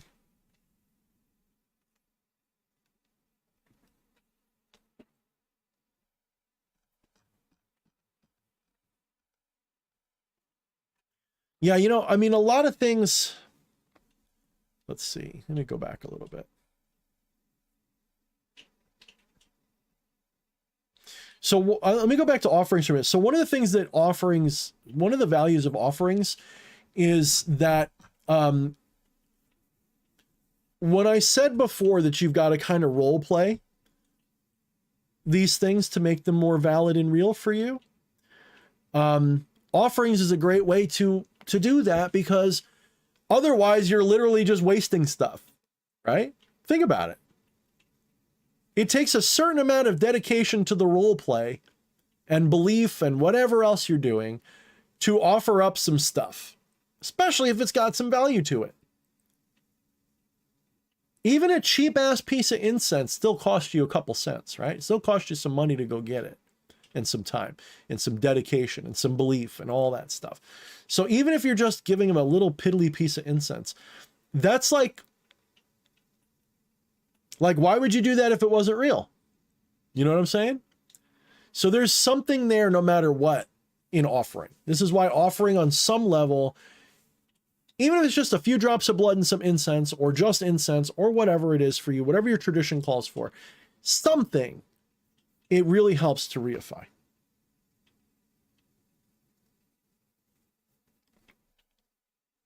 My reign shall end only when I'm satisfied with my vampirism. Care to donate some energy, attention, and cuddly affection? Thanks. Oh my goodness. You're welcome, Varun. I mean, again, I come at this from a pantheistic or non-dual perspective. So to me, what you're describing is your own head movies. I'm not saying that in an insulting way at all. I'm saying that's your simulacrum. You're seeing it that way. And those are the symbols you work with.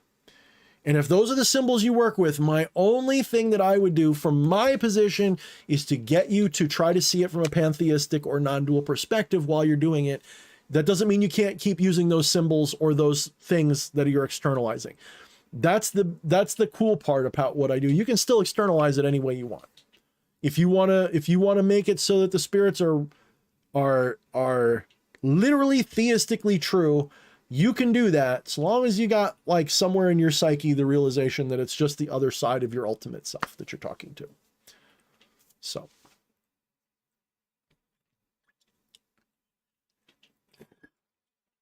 All right, hour and 36 minutes. We've been doing good. So, again, I doubt anybody listening to this right now will be there, but I am going with my wife and I again to Iron Garden / QXTs tomorrow night. It's going to be really stormy here though, so hopefully the weather doesn't keep us from showing up. But assuming the weather doesn't get in the way, we're going to be there tomorrow night. They're doing a movie night. They're going to be showing The Crawling Eye, and we're going to be auctioning off a few things. Just a mirror. Okay, yeah, we're going to be auctioning off a mirror. I know there's like a donation she did, and there's like a mirror we're auctioning. The donation was for the costume contest prize. Ah, okay, it's for prizes. Okay, I gotcha. So there's, I knew there's costumes. Are we supposed to wear a costume? We don't have to. I didn't know. Well, we're kind of always wearing costumes if you're not into goth stuff. So we'll be there tomorrow night. There's going to be the movie and then the club after. So we're going to be there. It starts at 7, the movie, and then we're going to be there till probably 2 in the morning or so, 2 or 3 in the morning. And then we're going to head home. So if you guys want to come and hang out and meet me in person and my wife, and maybe buy a mirror for lower than the listing price on Etsy, if you can win it on auction, that'd be badass. So yes. You guys are so kind tonight. I see all you guys giving me compliments and saying that you agree and you learn so. I appreciate that, guys. I really do. I really do. It's nice to be validated like that. I appreciate it. I just hope that what I'm saying isn't just, test it, right? I mean, I'm the first one to sound opinionated, like this is how it is and blah, blah, blah, blah, blah. You've got to go test it. One of the beautiful things about what I talk about is that most of it can be validated for yourself. Like, I am confident that if you do the right transcendental practices with or without chemical assistance, whatever you're doing, you will absolutely be able to validate the non-dual things I'm teaching you. Like, it's not even a question. 100%. I'm not saying you will experience it. I'm saying that you can, because a lot of people do. And we know each other when we bump into each other. Trust me. It is an unspoken, like, there's a wump. We get it, like, right away. Wyatt asks, are there any real tangible physical rules which are repeatable in nature at all? If not, what is science? Okay, let me slow the roll down there for you. Let's start with just the one thing. All forms of natural law that science says are laws are nothing more than patterns that seem to repeat. They are not laws. Nature could change those laws at any time it wants. There are, even in science, there are understandings that happens.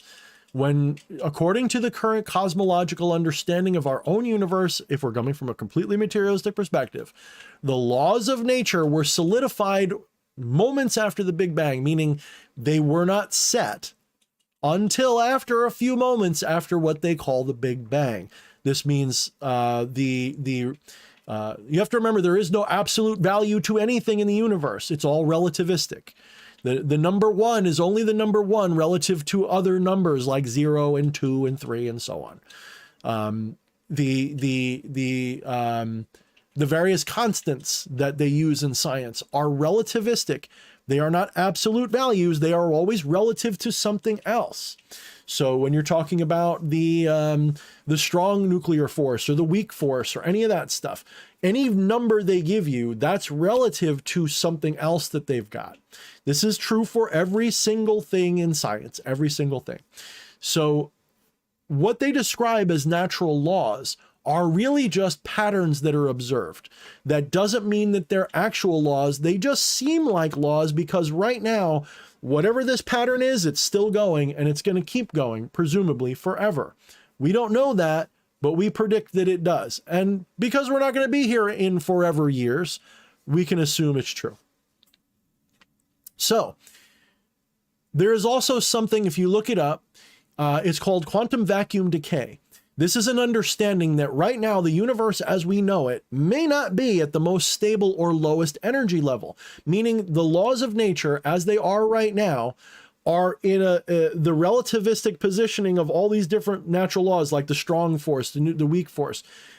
If they were to go, if you were to change their value, so they've reached a point where we think they're stable, but they might not be. If they're not stable, they could go down another energy level, even just 0.0. If they go down enough, doesn't take much, the entire structure and law of nature will implode on itself, and you'll literally have quantum vacuum energy decay, and it will spread out at the speed of light from wherever it starts, literally deleting and overwriting the universe as we know it, and you wouldn't even know it happened. You'd be there and you'd be gone. There'd be nothing. Okay? So look that shit up. There's literally a mechanism that scientists understand that could happen that literally tells you that the laws of nature are not fixed. They're just a pattern. And when we say the laws of nature, all we're really describing is an observation. They're not really laws. Think of it like this. If you take if we were to take a drum beat and go good regular rhythm, bump, bump, bump, bump, bump. Now, you do that long enough, it seems to be a law of nature that it's always going to be doing that. And you'd say, oh, there's a law that says that's always going to happen that way. Okay? It's just a pattern that's being observed. But at any moment, the clapping can stop.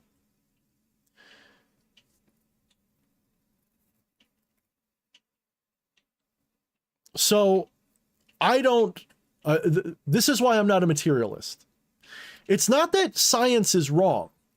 Science is very good at describing what it observes, but science is terrible about telling you what it really is.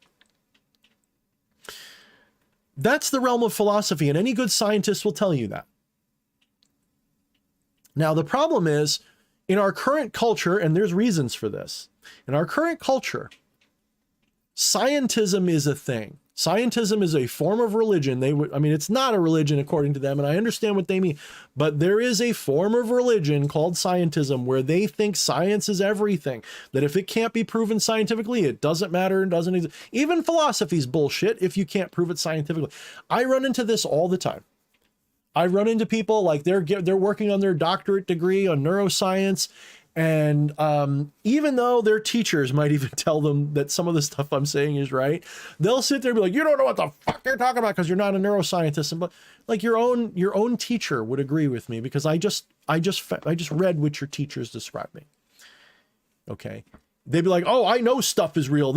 Bottles are real. They're 100% real. Well, no, bottle doesn't exist except as a mental construct.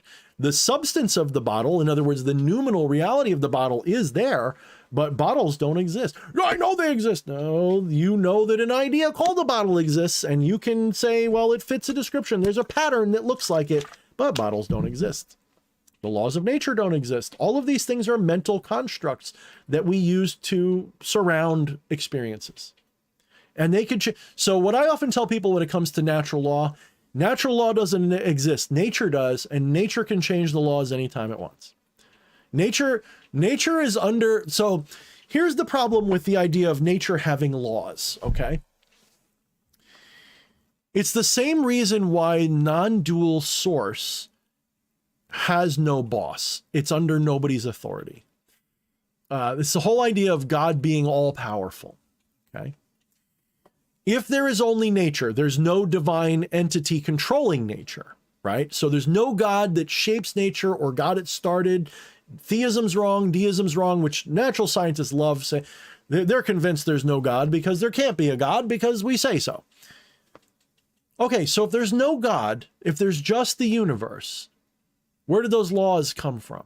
That the universe, which is all that there is, where did those laws come from? Now I'm not making the argument that there has to be a God. See, this is where people get it twisted. They think that when you make that argument, you're saying that there has to be a God that set those laws in motion. No, I'm saying that there are no laws.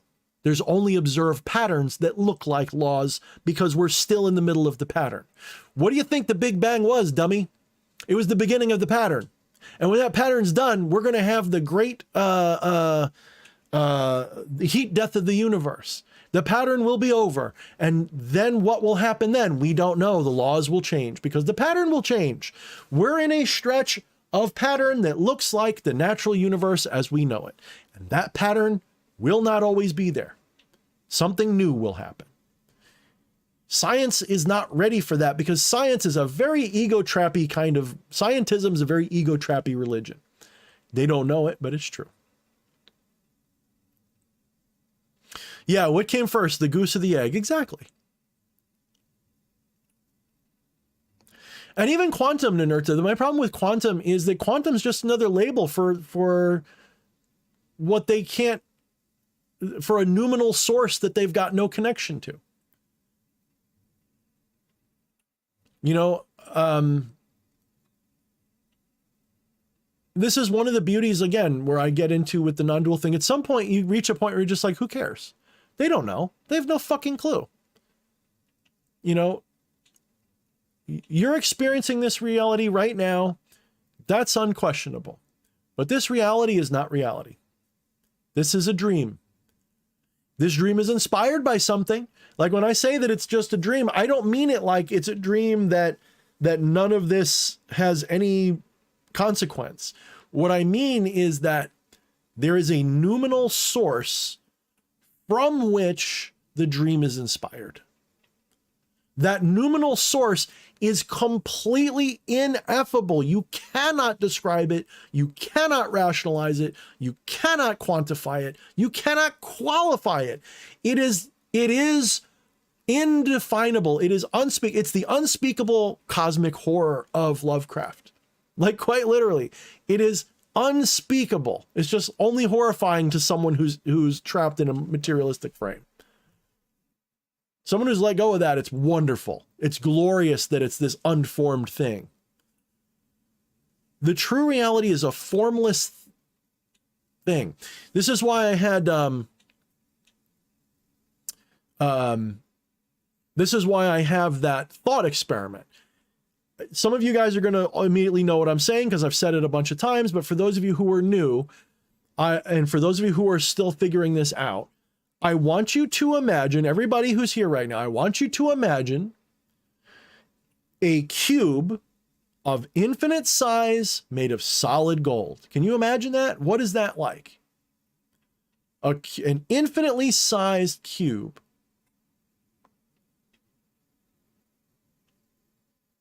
of solid gold. Now hold that in your mind for a minute and we're going to talk about why. No, that is not, my philosophy is not, fuck it, I can't figure it out. It is that it's that what is not figurable. The reality of what is not figurable. The experience of what is, the observation is figurable, but the reality is not figurable. That's hard for people. It is very difficult for people to accept that because egoism is rooted in the idea that you can figure it out. So long as you're in an egoistic state, you feel like you can figure it out. Soon as you go transcendental and you drop this fucking thing, you're like, oh, thank God, I get it. It's all this. This is what it is. That's right, Nature's Wrath. You got the first hit. If it's infinite, it can't be a cube, can it? Yes, that is the first one. Let's keep going because we can do that with everything. So if you have a cube of infinite size, it can't be a cube because infinite size cubes don't have an outside. There's no edge. It can't be a cube, can it? Okay, so it's infinite and it's a cube, so it's infinite. All right, so we've got an infinite field of solid gold. If it's an infinite field of solid gold, there's no other substance for it to be compared against. And so the fact that it is gold cannot be gold. There's nothing for it that, if everything is gold, then gold is meaningless, right? An infinite gold is not gold. It's just infinite. If it's infinite solid gold, we can't even say it's solid because there's nothing that's not there. There's no emptiness there. There's no pockets that aren't solid. So solidness loses meaning.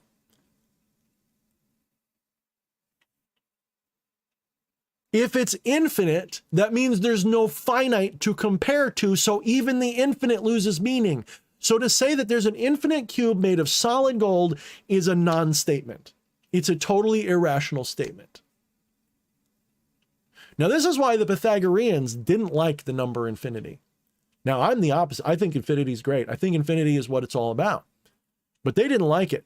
Western philosophy can't stand the concept of infinity. Everybody else loves it. Western philosophers hate it. They want it to be ordered. They want it to be one. They want it to be a whole rational number. It can be a huge number, but it can't be infinity. But it is. And this is why Western philosophy tends to get really far, but then on some level, it deludes itself and becomes materialism. Because you reach a point where you can only go so far with the mystical, so long as you're in this mindset that it can't be infinite, and you hit a wall and that becomes materialism. And now materialism is coming up against the wall of reality, which is infinite. Because materialism is realizing that, hey, according to our best measurement, it looks like the universe is probably infinite in size. If the universe is infinite in size, the implications of that are ridiculous. The implications of that basically guarantee some of the weirdest shit you can possibly imagine. Guarantee. That means somewhere in the universe, there's a Boltzmann brain. Somewhere out in the infinite universe, there's an exact copy of you right now doing exactly what you're doing. Now, what about time? Is time infinite? What did I just say about infinity, though? When we're talking about that golden cube of infinite size, even infinity loses meaning in infinity. Infinity loses meaning inside itself because there's no finite thing to compare itself to. So if there's infinite universe and infinite time, you see where all the paradoxes are coming from? Yet within infinity can be a subset of any finite value. So if you have in a string of numbers infinite in length, even if it's just 1, 2, 3, if it's just in sequence, if you have an infinite sequence of numbers, somewhere in that infinite sequence of numbers is any finite sequence of numbers you want.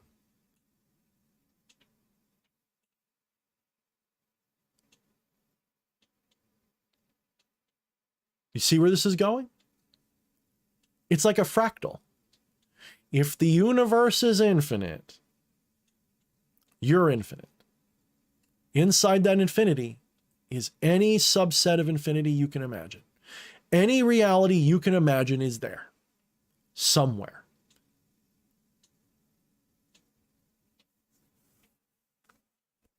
Time is an illusion. Correct, Nature's Wrath. And if time is an illusion, so is space, because they're tied together as one thing. You can't have space without time, and you can't have time without space. That's proven in modern science. It's one of the fundamental things that we've discovered. Time and space are the same thing. They're just different directions. They're different dimensions. And when we say dimensions, what are we really talking about? What are we really talking about when we're talking about the word dimension? What are we talking about? Is there really an X, Y, and Z dimension? Is there really an up, down, left, or right dimension? I submit to you that no, there isn't. The idea that there's an up, down, left, and right dimension is a relativistic perspective rooted in you being in this little tiny point right here, and everything above you is up, and everything down is below, and everything left is left, and everything right is right. However, the reality is that's not what's happening. There are only reference points that are above or below or left or right or anything else. This idea of dimensions requires finite that doesn't exist, finite, isolated, separateness doesn't exist. So even the concept of dimensionality is an illusion. Let me get you back to where this comes from again. This isn't just scientific fucking pseudoscience, okay? Go take the transcendental experience. Go have samadhi, go psychedelic, go ayahuasca hunting, go ego death, get into that deep transcendental space where it all goes away and yet you still exist. And then tell me what dimensions are. Dimensions go away. When I told you that, like, if you go into this space and the body goes away and you get into that abyssal state where it's just consciousness, there's no dimensionality, there's no time, there's no up, down, left, right, nothing. Just conscious. There's just consciousness. It's just, it's an unspeakable experience. It's an unspeakable existence. It's just consciousness. There's no center to it. There's no edge to it. There's no pinpoint for it. It's just, I can't describe it. You got to experience it. The fun thing is when you have that experience and if you flicker between embodied and samadhi, which happened to me recently, when that happens, that's a real trip because you get this feeling of like, this is why I guess the Advaitin thing or whatever, see it like a lotus blossom opening and closing. It's like that. It's like awakening and falling asleep. It's like this weird, and if you flicker between the two, you can have this feeling of like almost like you're a drop of water going back in the ocean. It's almost like what it feels like. And you're like, and it's not that you spread out, it's that you boop and you're everything again.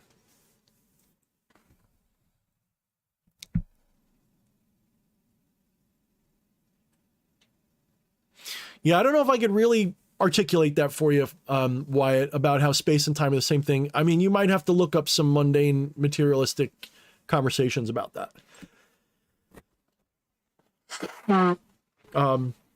I mean, a scientist would say it's a little bit of a misspeak to say that they're the same thing, but they are. This is why we don't call it space and time. We call it space-time now. Like, so in the proper linguistics of science now, it's referred to as space-time, not as space and time as separate entities. Einstein's relativity tells us space and time are the same thing. They're just dimensionality. To get more specific about why that is, it's a little tough. It really depends on whether you're a relativistic Einsteinian type of guy or are you into the ether. If you think that Tesla and Heaviside and all these other guys were right, and it's not that, so they would say space has no properties. Space doesn't exist. It's a shadow. It's an illusion. And so in that case, the idea that space can be curved is bullshit. But if you think of everything from the aether perspective, you're talking about quantum. So the idea of the ether or aether is kind of like it's a grand unified field of quantum, and quantum itself is bullshit. It sort of gives rise to a quantum field in that way. So if you think of it like the aether would be like a, this is where it gets a little mind numbing. The aether is kind of the inversion of null space. And null space would be like a singularity. So think of it like a black hole imploding in on itself, getting smaller and smaller and smaller till it implodes, and then it explodes inside itself. Okay? I know this sounds pretty trippy and crazy. I'm not making this up. Imagine a black hole exploding inside itself and blowing up into a universe. It's kind of what we're talking about. Null space, 0 point energy, 0 point space, counter space, there's all these different words for it, is the outside of the inside. And we're on the inside of the outside. No, it's the language is some bullshit. You got to look it up. Nerta knows what I'm talking about. 0 point energy, the ether is yes. Now, I lean a little bit currently towards that etheric stuff. And I think that, you know, I like both and I play with both. I haven't really decided which one. But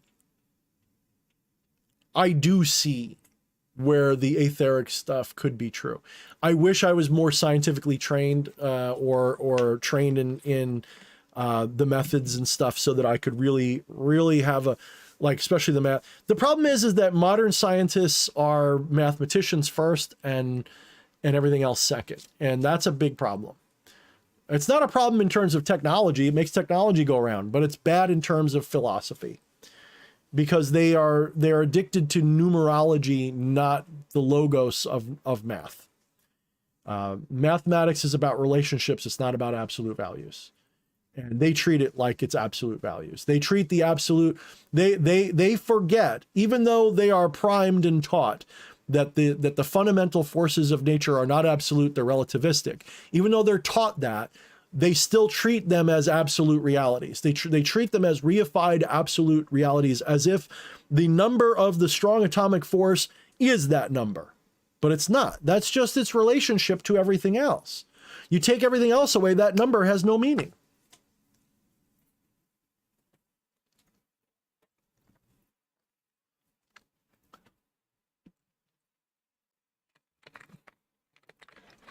Well, Wyatt, don't try to take the things I'm telling you and put them in your science class.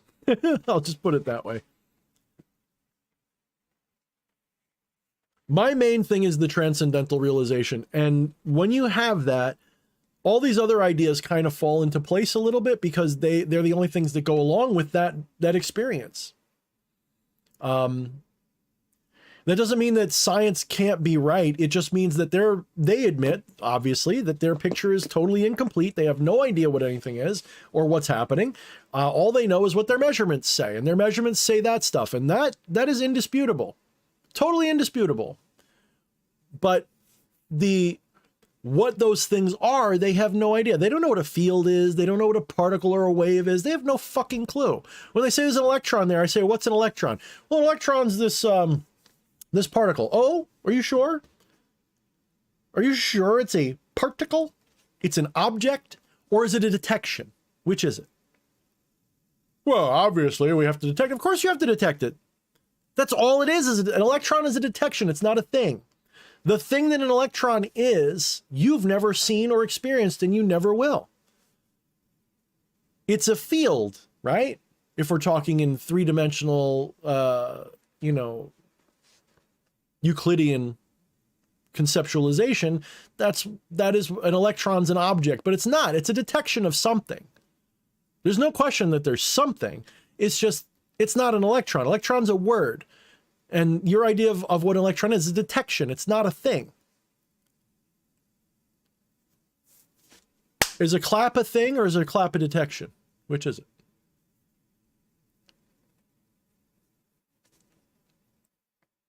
An electron's the same thing as a clap.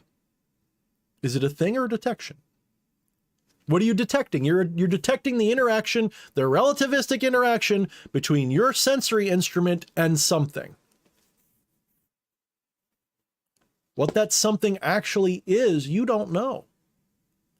You can say that something behaves this way because when you interact with it with certain things, it acts that way. That doesn't mean that's what it is.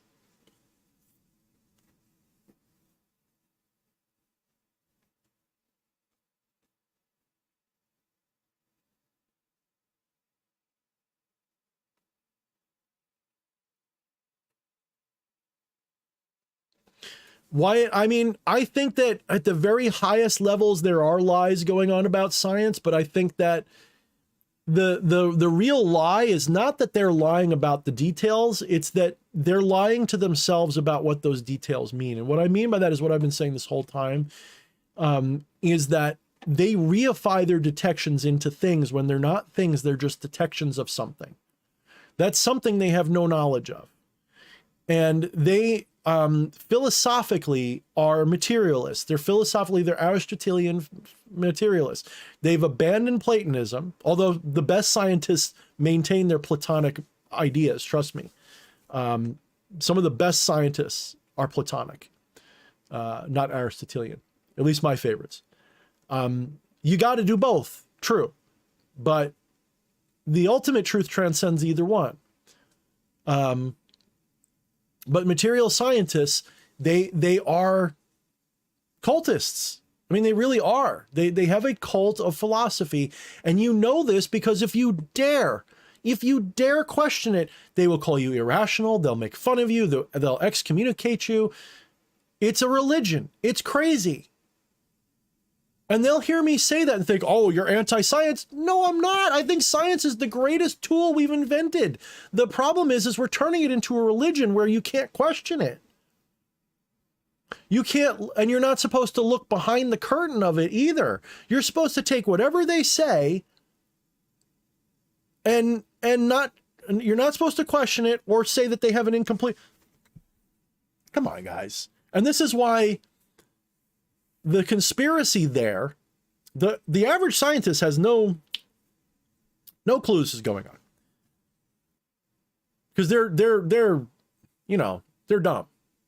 They may be really intelligent, but they're intelligently dumb. The people at the very pinnacle at the top, they are intentionally creating and encouraging this scientism religion so that the masses are blinded from source, reality, and truth, and awakening, etc. It's really hard. You know, when you get somebody who's really into scientism, and I'll get to you in a minute, Patchwork. When you get somebody who's really into scientism, it's really hard to get them to try ayahuasca or do transcendental meditation. Now, the scientists who become scientists after those things are way more interesting, and they're open to bigger ideas if you look. The scientists that are so they tend to be hyper conservative. I don't know if you know that. Not conservative like morality wise. They're hyper conservative when it comes to they're very dogmatic is what I mean. They're like dogmatic conservative about what they think. They don't like to go outside what their science tells them. Scientists make terrible philosophers. Philosophers make incredible scientists. That's a quotable. Quote me on that one, use it somewhere. Scientists make terrible fucking philosophers, but philosophers make great fucking scientists. And unfortunately, we've got a whole bunch of scientists trying to act like philosophers right now. That's right, nameless. Science did change pretty quick over that thing, didn't it? But the powers, the forces that be, I'm tired of calling them the forces that be, the hidden masters, they want science to be the new religion because it's way easier to control than religion. Because you've got to get a doctorate to be a scientist. And they can control who gets that very easily. And science becomes the state religion because it's the only thing provable. You can't prove spirituality unless you prove it to yourself. I can't objectively prove transcendentalism, but you can subjectively prove it. And I mean, when I say you can prove it, I mean you can't go back to the other way of thinking. When you've had a transcendental awakening, you cannot go back. There is no argument you can show someone who's had a transcendental awakening that can talk them out of that transcendental awakening. You can prove all kinds of stuff.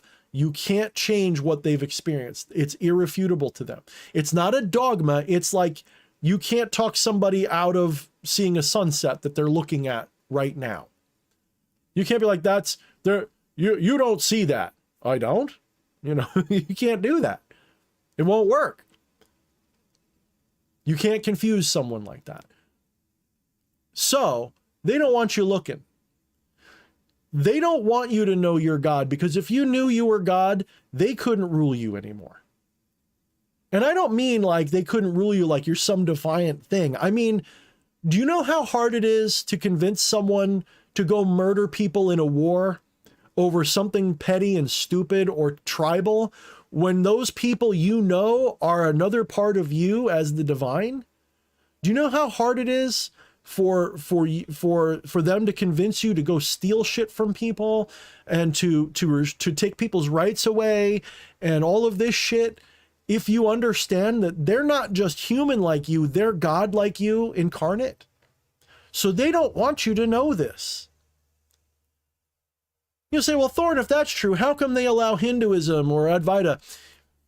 Because most of the systems in which those things are talked about are the right-hand style. Very moralistic, very mechanistic, very hierarchical. The average person doesn't have a transcendental awakening. They just don't. You can go to India and go to some temple somewhere, and they'll tell you all the same things I'm telling you, and they won't give you the opportunity really to get it. They'll say, oh, you got to do like a lifetime of this and you got to practice. They make it about the practice is what I'm saying. They put a whole lot of gatekeeping in there. That's why I like the Renegades and the Outlaws. I like Alan Watts because he figured it out. He got it. He probably did a whole bunch of something, some chemical assistance, and he had his awakening and he abandoned all those traditional schools. If you notice, he was an outcast. Even his favorite teacher, if I remember correctly, had some shit to say about Alan Watts, Suzuki. And Suzuki was an outcast from Zen. They didn't like him in Japan. And they really didn't like Alan Watts. But Alan Watts, and if you ask me, Suzuki, both, especially Alan Watts, they were probably more like the real Zen, the original Zen, than the modern Zen ever would be. So yeah. Let me go to that Patchwork comment, because I meant to read that. Patrick says, my gods are better than this science god. Yeah. It's both true and untrue, isn't it? Good night, me too. Enjoy your shower if you're still here.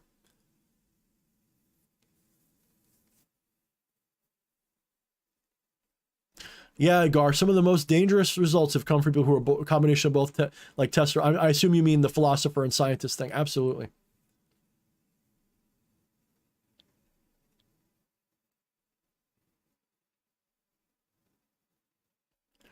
Yeah, Nature, he's got a good point. The fun thing about scientific method is anyone can pick it up and try it if they want to, and anyone could also pick up philosophy and see its limitations.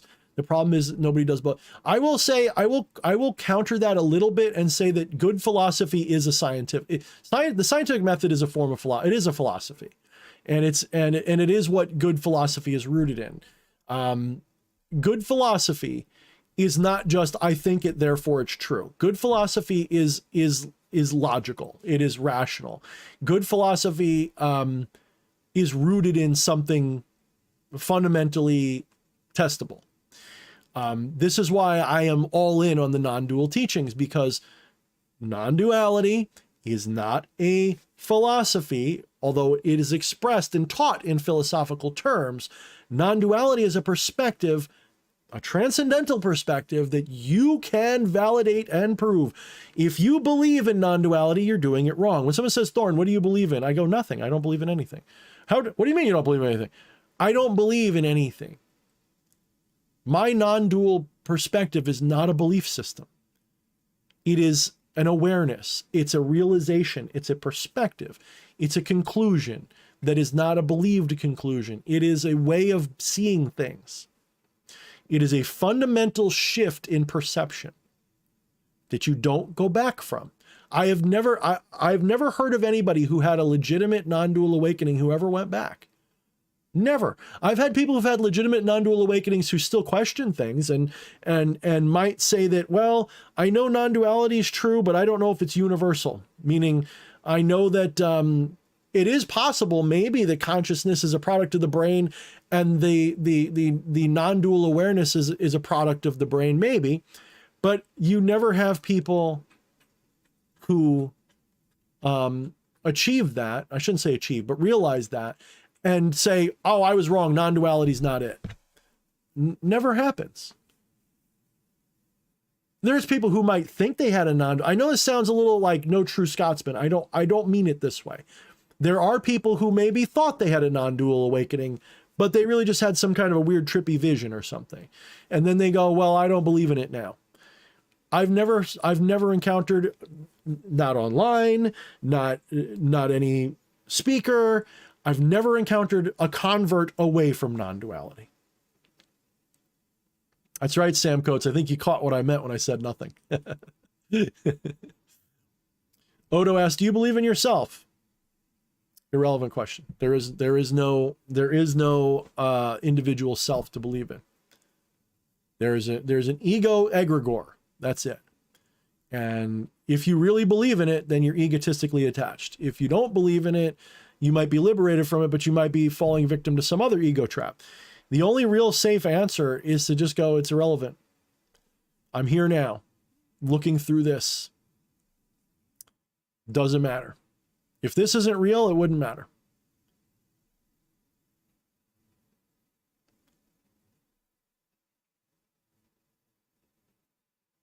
Praise Goth Jesus.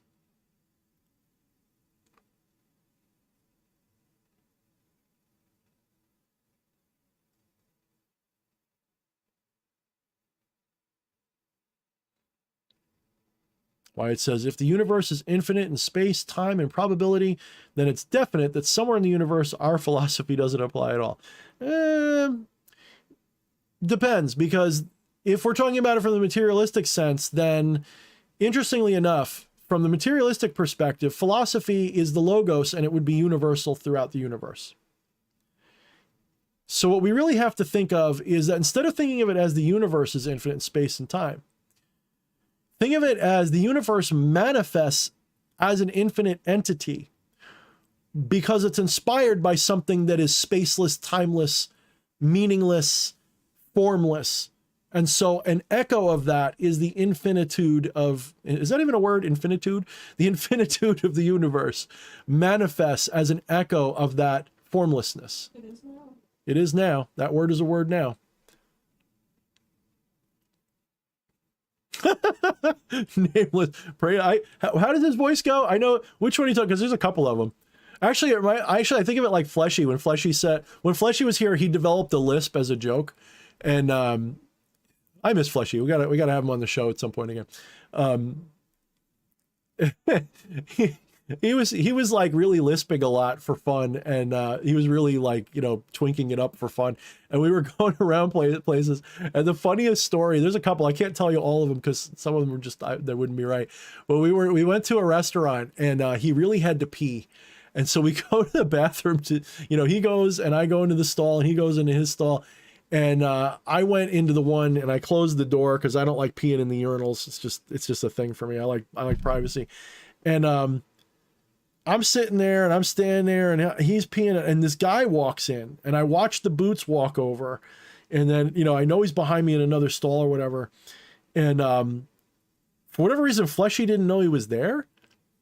I could tell he didn't. At least I thought he couldn't. I didn't know if he could or not. He just suddenly goes, "Oh, Jesus Christ." You know, just like the biggest lispy OG. Well, he's pissing. It sounds like a fucking horse. And I'm sitting there like Beavis and Butthead trying not to laugh. Because I saw like the guy's foot twitch or something. I just knew like that Fleshy must not have known the dude was in the bathroom with us. And I'm just like, oh my God, this is like perfect. This. Oh, I wish you guys could have been there. It's probably not as funny, but to me, it's, I mean, I cried I literally cried. I cried in the bathroom, like quietly. I silently cried to myself. I was crying, laughing. It was one of the funniest fucking things ever.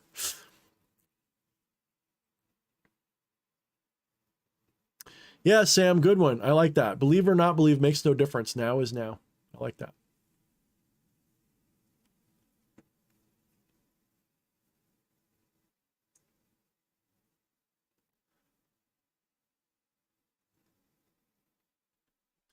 Yeah, right, Neon? They don't go all the way to the floor and they don't go all the way to the ceiling. I think they do that because people will lock themselves in it. So Neon Cicada asks, why don't American bathroom stalls go all the way to the floor? As a security guard, I don't remember if it was told to us, like someone asked it. Somehow I remember from my security guard days, it came up that the reason for that is generally a safety issue because if people pass out in those bathrooms and they lock the door, they don't have to break the door down. Someone can slide under and get in. That's what I understand.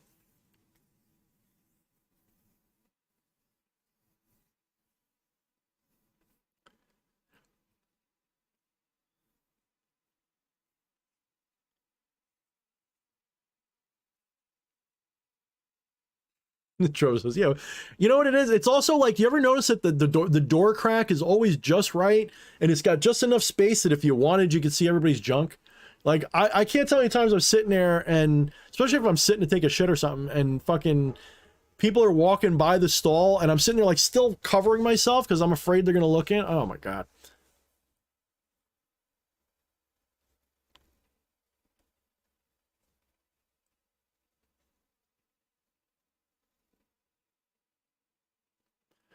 Yeah, I don't like our bathrooms. I don't like using public bathrooms. I do anything possible to avoid using public bathrooms in America. I really do. I try to go home unless they've got a door on it, you know, like a real door that locks, and, you know, an actual toilet. You know, I can't stand the stalls. I can't stand, I hate them. Like you know how crowning I have to be for me to go in a public bathroom. Like, it's got, like, I have to be gopher crowning, like up and down. I have to literally have a poop just poking. I can't stand that shit. I can't stand them.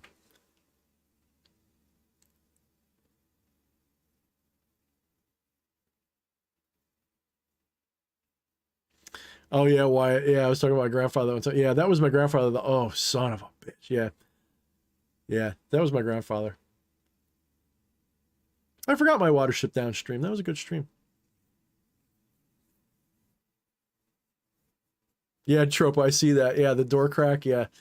Dude, I got another story about, like, I will say, like, when I was really young, like Wyatt's age now, I was like 18, I guess.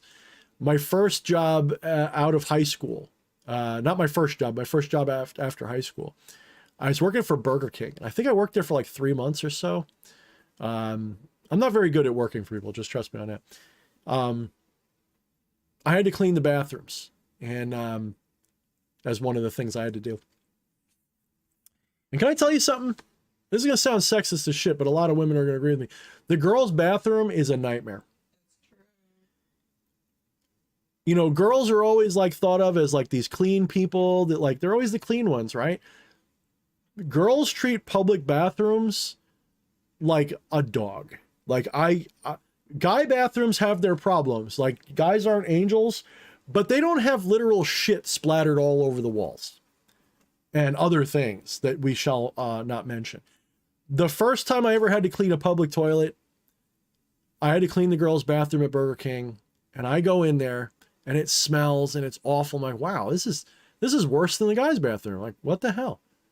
And then I go and I'm cleaning it out, and I opened up one of the stalls, and I kid you not, it looked like some woman just bent over, like at the waist, while fully standing, and pushed with all of their might and splattered explosive diarrhea all over the wall.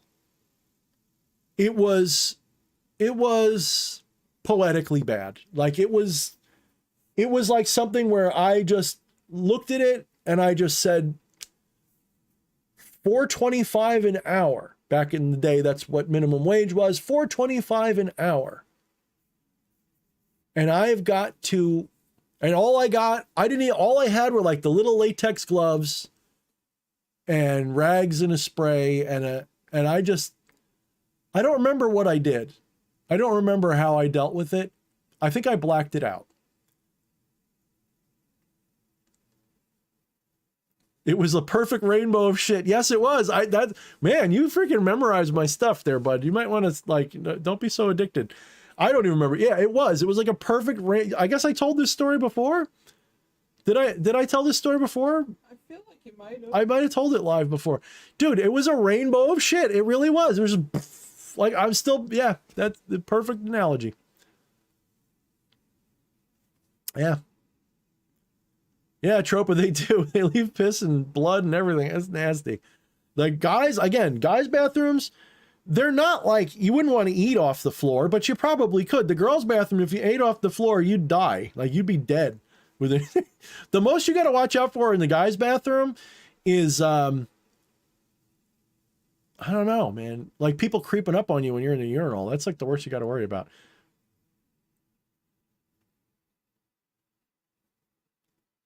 So Sean agrees. He says, yeah, I work in the engineering and do a lot of repairs, and every time I fix the women's restroom, it's way worse. Way more damage I have repaired in the girls' room. It's true. I don't know why. Could you ladies explain to me why? Like, please woman explain it to me so I understand it. Most of us women don't even understand it. Like, what's wrong with y'all?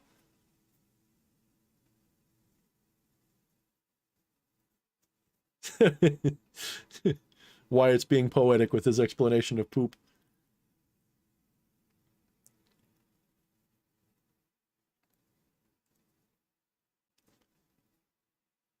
Thorne looks in dreadful awe at the cacophony of ancient shards splattered upon the wall.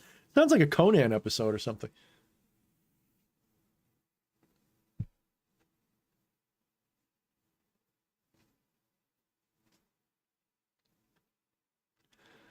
Yeah, I really don't know why they sharded all over the wall. I don't know. I mean, maybe they just had diarrhea and they couldn't make it, or I don't know. I don't want to know, honestly. The fact that it was like that, I don't want to know.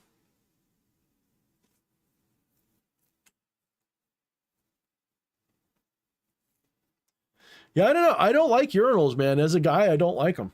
I don't like them. Not even when I'm alone in the bathroom. Like if I had a urinal in my own house, I wouldn't use it. Everyone's like, ew, we went from like non-duality to shit. That's actually appropriate. Yeah. Because from the non-dual perspective, I am the shit that I saw on the wall. So.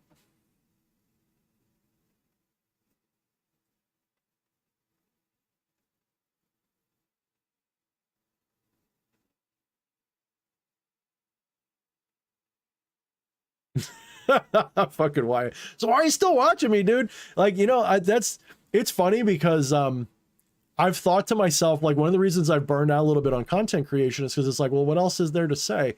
I've made videos about everything. I feel like I should just start redoing them. One of my favorite YouTubers, Theoria Apophasis, it's the same thing. Like, I've watched him for a couple years now, and it's like he recycles his videos, I think. And he struggles to explain things sometimes because he'll use words that I don't hear anybody else use the way he uses. And I guess that's how he keeps it going.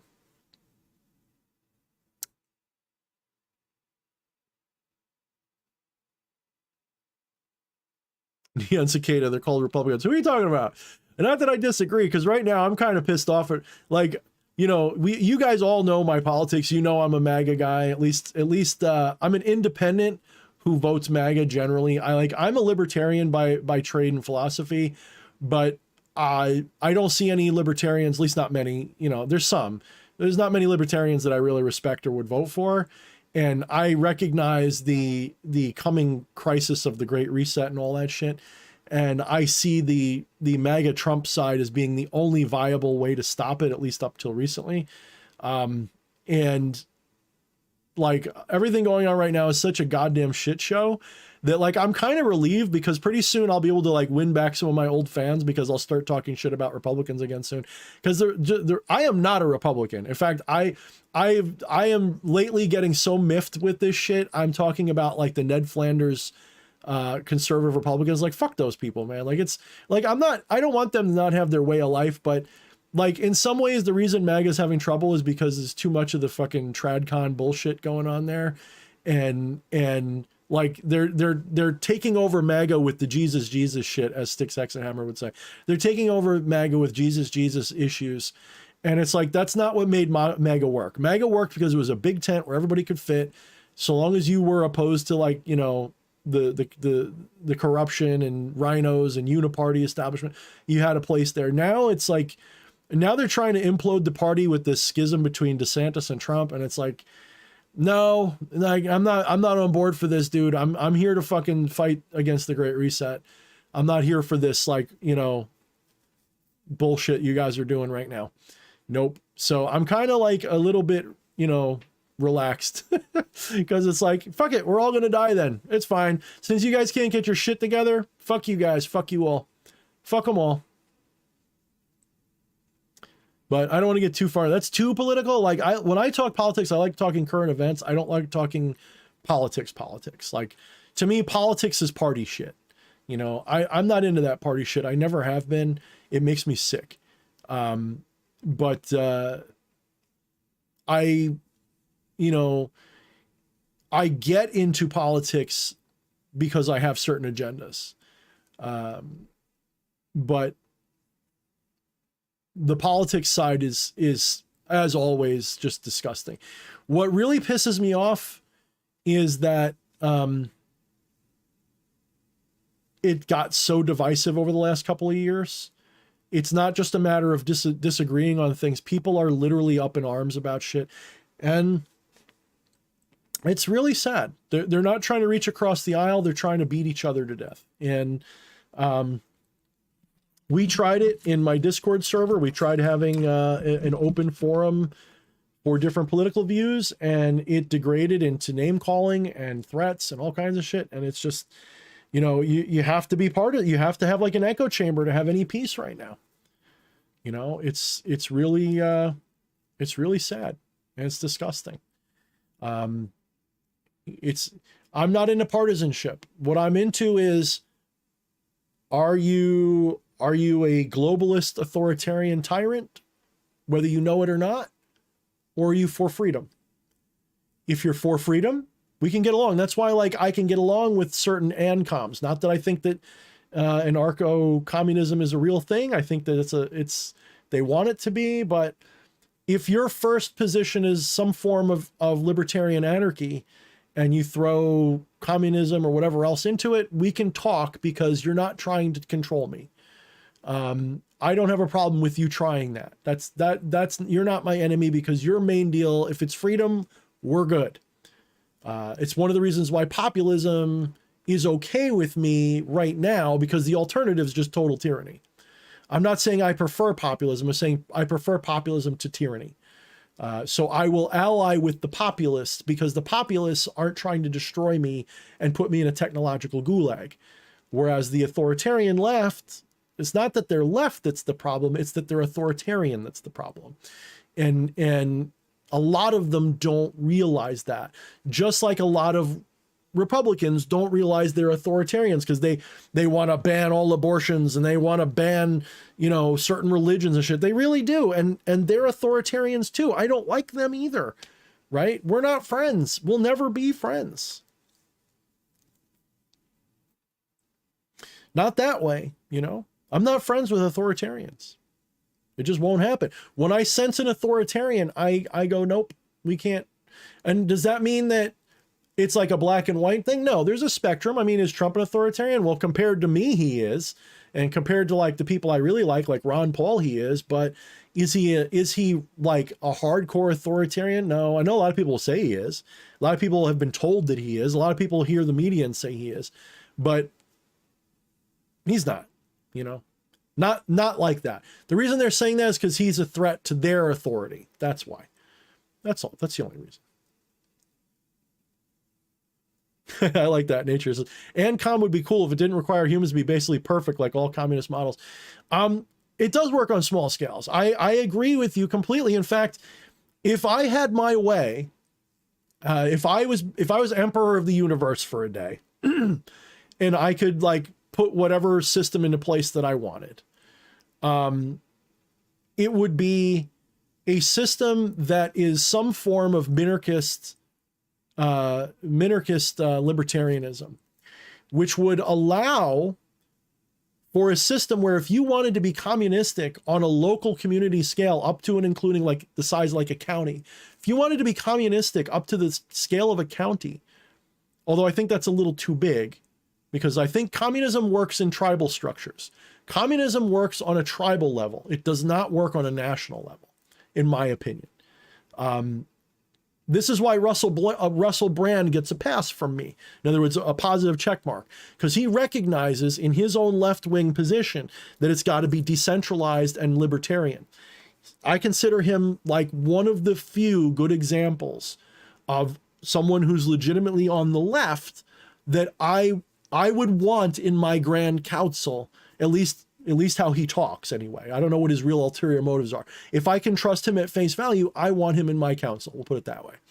I would want him to be able to have a community to try his ideas out and people like him. Decentralized ANCOMs, you would be welcome in my kingdom so long as you didn't try to take everybody over. Because in my opinion, let the best system win. If it's got communistic tones, that's fine if you're not forced. Is it voluntary? If yes, proceed. Is it decentralized? If yes, proceed. If you can leave it, if you can, so there's a lot of ifs there. If it's voluntary and it's decentralized, I'm all for it. I think you should be able to try it. I think you should be able to, I have no problem with people who want to get together and form a commune with each other. I might even try it if it works. I'm not ideologically opposed to anything. I'm not dogmatic like that. I want the best ideology to win. I want the best, most successful, most free ideology to win. But if I had to choose, me personally, I'm ANCAP or MINCAP, really. I'm not total anarchy because humans aren't ready for that. I think that minarchism works. So the only ethical role of government is to protect human rights. That's the only ethical role of government. Everything else is bullshit. Protecting human rights and enforcing contract. That's the only ethical roles that government has. Everything else is some form of tyranny. You know, it's like they say, like, taxation is theft. Now, that doesn't mean you can't tax. It just means that since it's on the spectrum of theft, immorality, or unethical, that means you have to really have a good reason to do it. Just like there's times when stealing is okay. Like you're starving, everyone's starving, you're dying, and you're stealing a loaf of bread. I don't consider that a crime, not in the sense that you should be punished anyway. Like you can overlook that crime. Well, you can overlook taxation in the right circumstances. But those circumstances have to be extreme because it's an unethical action, in my opinion. Adam Kokesh can eat a dick. You know what happened to him? Adam Kokesh, I don't trust. They planted drugs on him at a protest one time. He's a flake, dude. I don't trust Adam Kokesh, that fucking moron. He was at this protest and it looked like they planted something on him, and then they basically took him over, and then he goes and does the whole loading a gun in DC thing, and I think he's a nut, man. I think he's a nut, and I think I don't know if he was always like working for them or if they just got to him, but I don't like Adam Kokesh at all. I think he's a fucking flake.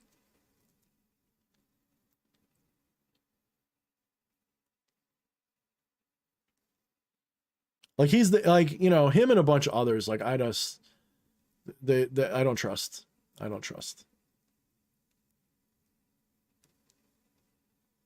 He was big during like 2009, 2010. Like Adam Kokesh was big then, or bigger anyway.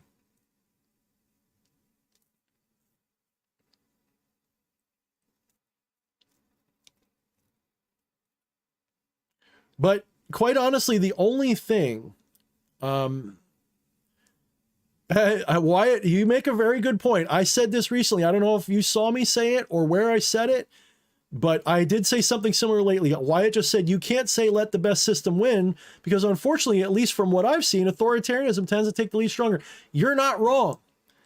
One of the things that I've realized not too long ago was that if we're looking at human civilization like a living entity or part of nature, and thus it is subject to the similar rules of evolution that everything else is that's a living structure, we have to admit that human civilization seems to be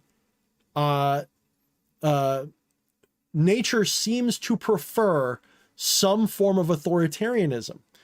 And it does seem from an evolutionary perspective, treating civilization as an entity, that authoritarianism is more successful. It's lasted the longest. It always reappears. It seems to be an ingrained part of civilization to be authoritarian. However, you'll see that if you really look, though, authoritarianism can't exist any more than libertarianism can on its own. That is to say, authoritarianism always inevitably gives way to freedom because people eventually revolt because people can only take so much oppression. But people can only take so much freedom before they resort to authoritarianism. It seems to be that they both create each other over long enough timelines. A free society is doomed to be an authoritarian society eventually, and an authoritarian society is doomed to be liberated eventually, either because it implodes and you get total anarchy because It's happened before. How many civilizations has crumbled, and in the crumbling comes total anarchy, and then out of that anarchy comes authority, and out of that authority comes anarchy. They keep going against each other.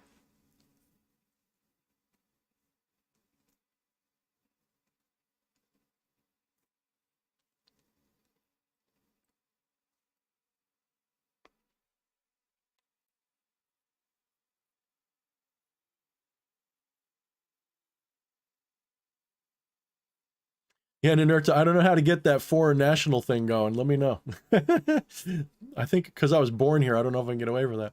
I know that there's like that whole sovereign citizens movement, and that's a little sus. I mean, you know, people saying, oh, if you don't submit to this or you don't, you know, I don't know.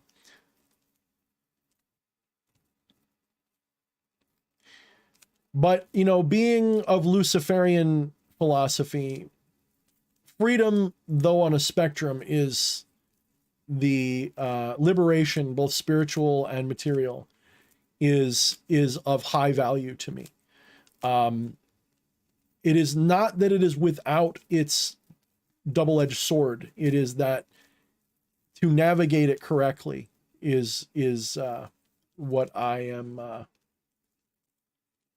into, you know. You know, freedom requires limits for freedom to matter, right? It's like anything in Zen. You have to have opposites. You gotta, you know, to have pleasure, you have to have pain. If you want to be liberated of pain, you're going to have having to be liberated from pleasure. You want to be liberated from authoritarianism, you're going to have to be liberated from liberty too.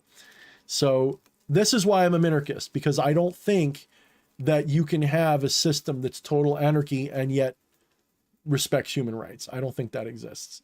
I think you need some level of organization and government, decentralized as possible.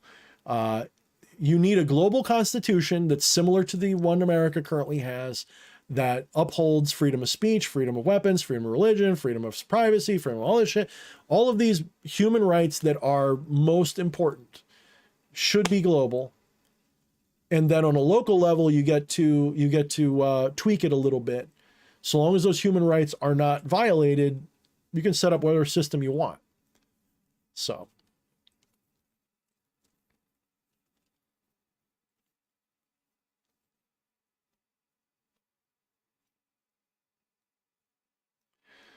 Patrick says that, that which is old came from that which is new, and that which is new shall be made old. Nothing new under the sun. Yeah, very good, Patchy. Yep. And that's what it is too. Is it's like it's that same old cycle. This is where, you know, you get your Kali cycle. I mean, your Yuga cycles from, is a recognition that these things just keep happening.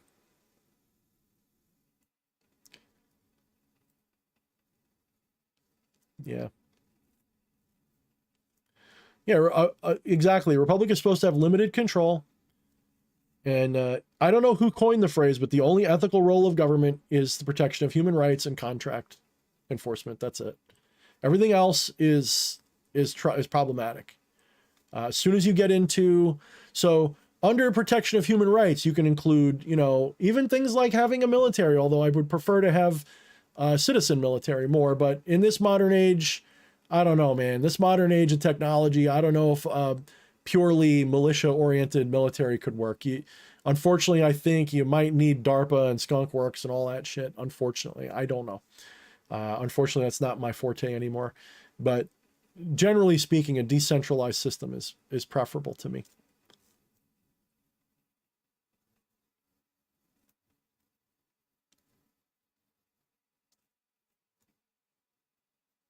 Yeah, I don't want to get too much. Some people, this isn't politics. This is social philosophy right here. Politics is, I like Trump and his policy on XYZ. That's politics. I like the Republican Party. I like MAGA. That's politics. World events, current events, and related philosophies is not politics, but it does give people a headache. I wouldn't go feudal on anything, man. No, I mean, in a proper society, one of the issues that we have when it comes to property, at least on Earth, is, yes, from a spiritual perspective, you can't own anything, okay? But from a rational material perspective, you can control things as good as own. And territory, you know, the only commodity that's really a bitch to do in a way that is fair is property in terms of real estate. You know, gold or whatever, you can collect it, you can own it. You know, my piece of gold is just as good as your piece of gold. But a piece of land, it's really specific. And ownership of land is both necessary. I think it's necessary, but it's also problematic. I mean, I can see where the commies come from with the you shouldn't be able to own land issue. I can see why they would say that. It's not that I agree with them, but I can see that argument. It's not unfounded, because there is a certain understanding that you can't really own land. You know, you're basically saying a little piece of space is mine. You know, and if you look, when it comes to property deeds, you technically don't own everything. You know, you own the surface, and then like something below, there's a certain depth below that you technically don't necessarily own. So I'm pretty sure, I'll have to look it up again. Like, you own the surface, but you can have somebody tunnel underneath it and get away with it. But Wyatt, don't give financial advice. You can get sued for that. Delete that comment.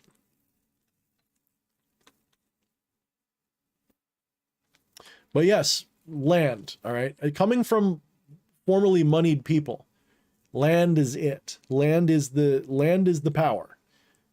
You don't have power unless you have land, even today. That's why you have BlackRock, Vanguard, all these companies are buying up all the land and property. It's always going to be about property. Never sell the land. Always keep the land. You can sell the business. You can sell the castle on the land. Never sell the land, ever. Exactly, Wyatt. What? Oh, you didn't have a comment there. I see that. It's got, yeah, there's no comment there.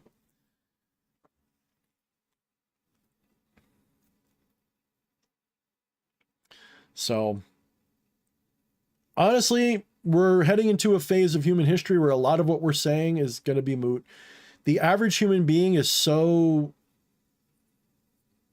brainwashed and so complicit and so diseducated. Forget uneducated, forget misinformed. They're diseducated. They're so diseducated.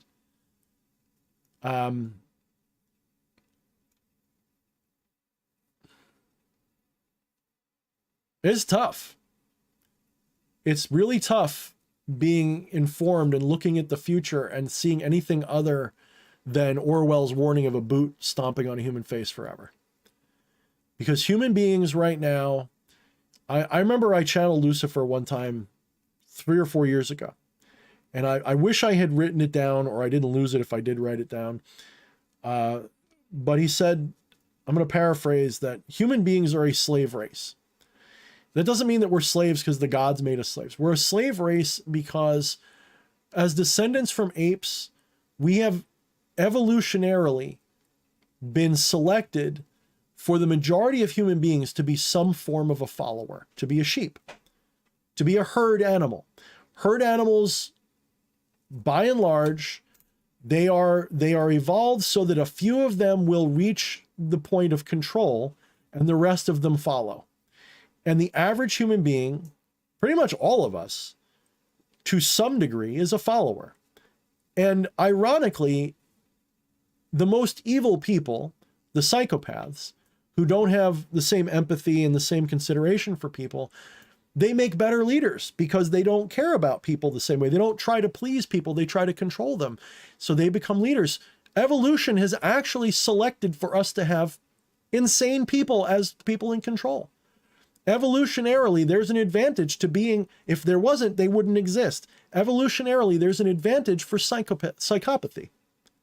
This sounds insane to a sane person, but if you're rational, you realize that it's true.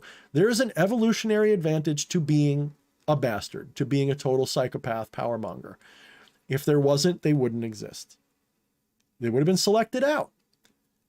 And if there wasn't an advantage for people to be sheep, they wouldn't exist that way. We'd all be independent people.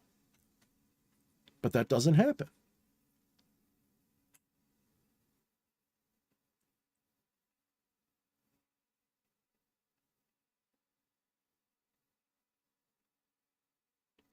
So, you know,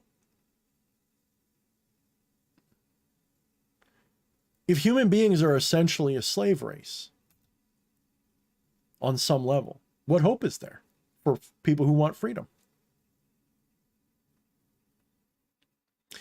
Ninurta, I actually don't think there's going to be a civil war.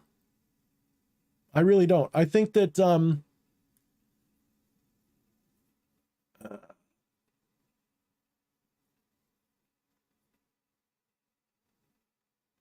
what there's going to be, I think there is a civil war, but it's not between the people, it's between the elite.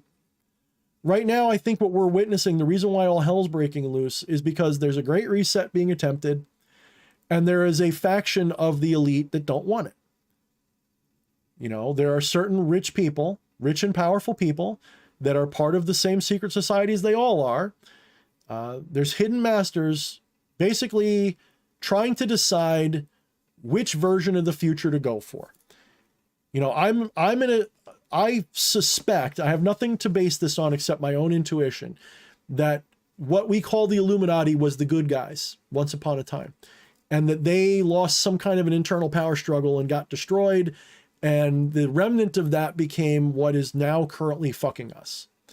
And within that, there's always been a fifth column that was still loyal to the original idea of liberating humanity through technology and reason. And they're trying to sort of continue the same thing, but they gotta beat these other guys who want. So there's only two futures for humanity. One, we go off as slaves through the technological singularity, and humanity evolves away from being humans, and most humans are slaves, or humanity leaves the planet and goes through the technological singularity as a bunch of free agents. Which one do you think's going to win? You know?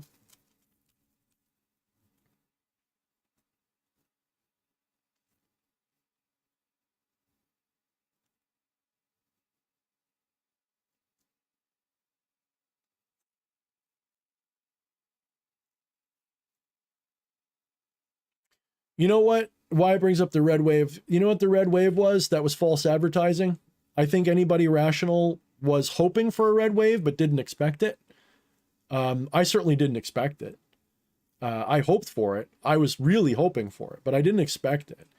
And we actually did. When I say we, I hate that because I'm not a fucking Republican, but I'm saying it that way because you get trained to say that, which kind of fucking sucks. That's part of the problem that I hate being involved in politics at all. We did see a red wave. It just wasn't as big as we hoped. And unfortunately, there was a lot of actors on the Republican side that were trying to undermine the MAGA candidates, and they succeeded quite well. And they're trying to cause a schism in the party right now to remove the MAGA guys, to remove Trump. And I think it's working. I think when I look on social media, it seems like everyone but the diehard, MAGA people are abandoning Trump right now in droves. And there's a lot of bad blood going on. I can't stand it right now. In fact, in a way, I'm relieved, because if this comes to pass this way, if there is a schism and it becomes obvious that there's no hope politically for a solution to this great reset shit, then you know what? In a way, I'm relieved, because then I can go back to just being a curmudgeonly fuck that hates everybody. And maybe some of the friends that I lost along the way will come back, and it's really fucking depressing. In a way, losing would be a relief, because at least it would be over. But I don't know. There's still some shit going on.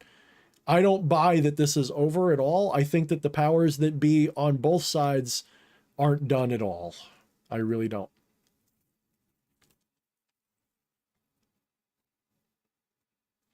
Nature's Wrath, the thing about transhumanist philosophy, and I'm not even an enemy of that. Like, some people say, oh my God, transhumanism is evil. I think that if it's voluntary transhumanism, I think it's inevitable. I mean, look at the way humans evolve. I think some form of it's inevitable. The idea that we're just going to not apply technology to ourselves and become other than human, I think is stupid to even entertain or try to force that to be the case. But it's also stupid to try to force it to happen too. I think you've got to prepare for it. The one thing I will agree with some transhumanists on is that if we don't do it, some bad person will. And I think that's sort of the great reset, is you got the bad people trying to do it, not the good ones. And some people have a very benevolent approach to it. They want humanity to go through the great reset, I mean, the singularity and transhumanism in a voluntaristic way that's an advantage, not a negative. But one group doesn't. One group wants to force it and screw everybody. You know, I don't know, except that, you know, would I take the brain chip? No, unless I knew for a fact it couldn't be hacked. And if it's technology, it's hackable. So, you know, if it's hackable, I got a problem with it, you know. But then again, if you're afraid of having a brain chip and you own one of these, you're either completely ignorant or you're misinformed or you're a hypocrite. So I guess I'm a hypocrite because I know better. I know this thing's tracking me. I know it's listening to me right now. I know that if I say the right things, I'll get an ad tomorrow for the things I was talking about, even if I turn everything off. I know that unless I hack my own phone, and I'm not that technologically savvy, if I hack my own phone, maybe there's hope. But yeah. If you're afraid of the brain chip and you own a cell phone, you already have the brain chip. In fact, it's worse because they've convinced you that you need this thing and you can't leave it behind. They've gotten you to love it. They don't have to force it on you. You know, people who don't use cell phones get looked at like they're crazy. In fact, it's getting to the point where I'm getting ready to like just go back to a flip phone. I fucking hate them. But yeah.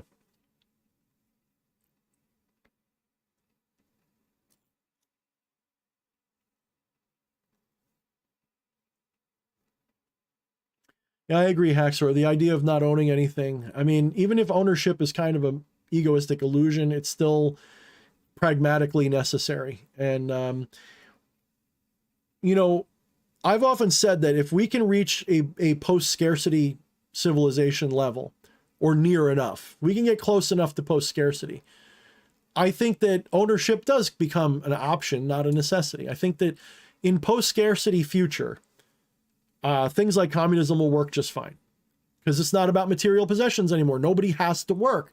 You literally, it's all free because there's no need to work. You work for the little things. You work for, you know, you make your own bed type of thing. You know, it's not about sustaining yourself, but,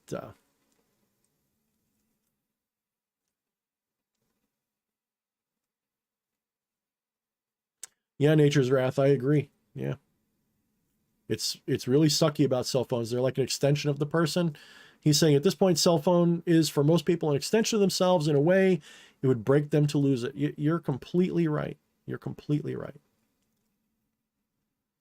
I'm not sure what accelerationism is, Wyatt. At least not by the term. I probably know what it is by practice. I don't know what that is by term.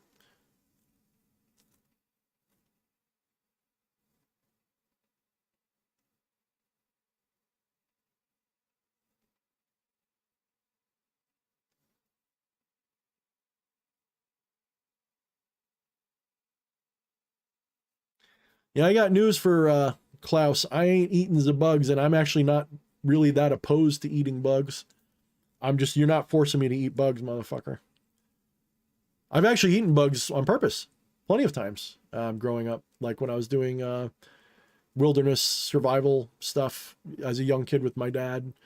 And we went on this one fishing trip, and he's like, eat the worm. I'm like, what? So, yeah. You can eat bugs. The problem isn't the bugs. I know people are like, oh, the bugs have things in them that'll kill you, and you can't get the. I forget what the report was. There was like this bogus report going around that the bugs contain that chitin has something in it that kills you. Kind of bullshit. There's people in cultures around the world that eat bugs. The issue is the processing. That's the issue. How are the bugs prepared? How are they kept? How are they processed and turned into food for everybody? That's what gives me pause. Yeah. Oh, fuck China, Odo. Oh man, don't even. China is absolutely the pattern. There was this movie that came out a bunch of years ago called Game Night, and it's a fucking great movie. I love that movie. The guy, everybody's in it's a dick, but the movie's fantastic. And there's a scene where these two idiots are sitting there, and they're like, you know, wistfully talking about their future together with their, and they say, China's the future. And I'm sitting there like, motherfuckers, That's like saying Hitler's the future, dude. Like, oh my God. Like, how the fuck can anybody look at China and go, ooh, I want to live under that? Like, oh my God, man. And actually, that's where recently I got pissed at Trump, because Trump was talking about death penalty for drug dealers. And I'm like, look, he said death penalty for drug dealers and human traffickers. Now, as a libertarian-minded person, I am not a fan of the death penalty. I don't think the death penalty should exist. The only time I think the death penalty has any traction is if you literally catch the person in the act of whatever they're getting the death penalty for. You catch a dude literally raping somebody or something, you know, and it's caught in the act, and you know it was them. Then I guess death penalty makes sense.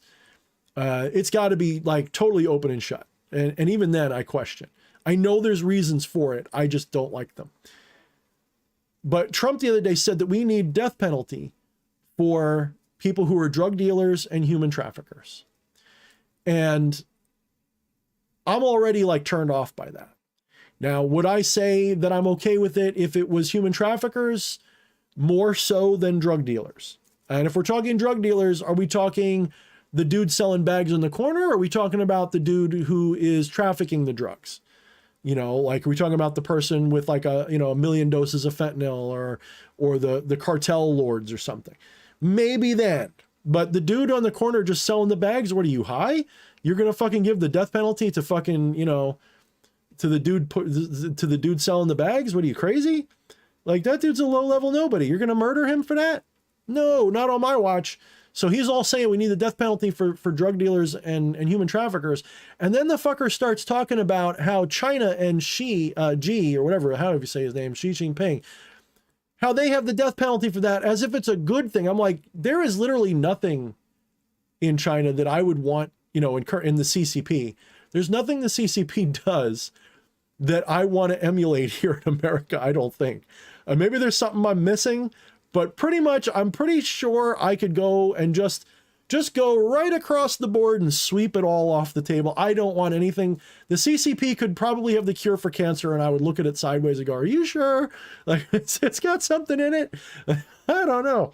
So I don't believe in purity tests. One of the things that's going wrong with our society these days is what I call purity tests. It's one of the tactics that wokeism has, and it's also something that people on the right do. It's this idea that you've got to be ideologically pure, and if you get anything wrong, you're excommunicated. And that's why I'm still willing to support Trump, even though I disagree with him on a couple of issues, because I'm not into that purity test shit. I don't think that you have to be perfect for me to agree with you or support you or anything. You just have to be pretty good, right? I like that. Come on, man. Fucking Biden, Justin Sullivan said, come on, man. I don't have to be agreement with you 100% to support you. And if I can't look at someone and say I disagree with you about something, I got a problem with that, because there's usually something that I got a problem with. So I am not, I'm not okay with that.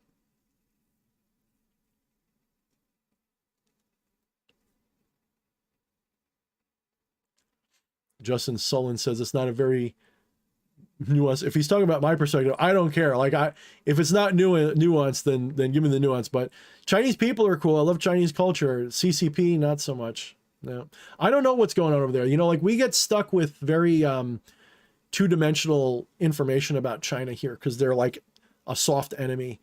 And there's a lot more than meets the eye going on over there. Like, I've heard that they've got their own, what's the word?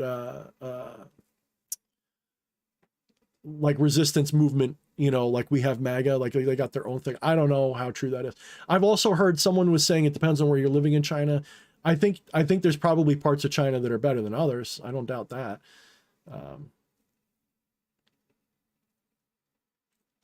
Yeah, Neon Cicada says, in China, you live a perfectly normal life as long as you're willing to respect the rules of society. I mean, I don't know. Like, you might be right, because, they're very Confucian over there. And Confucianism is very much about that. It's very ordered society, very regulated society. And then if you live within those rules, you're totally free, I guess. I don't know. I mean, but you got your social credit scores and all this kind of shit. I don't know. I don't want that life here at all. I would rather have a Wild Wild West situation personally. That's my personal choice. Give me the Wild Wild West.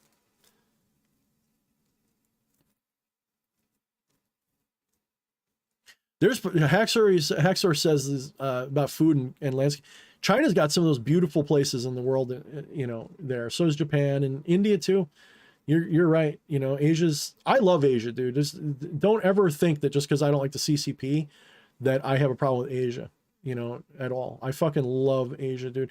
I mean, obviously, most of my philosophy comes from Asian and Near East stuff. So, obviously.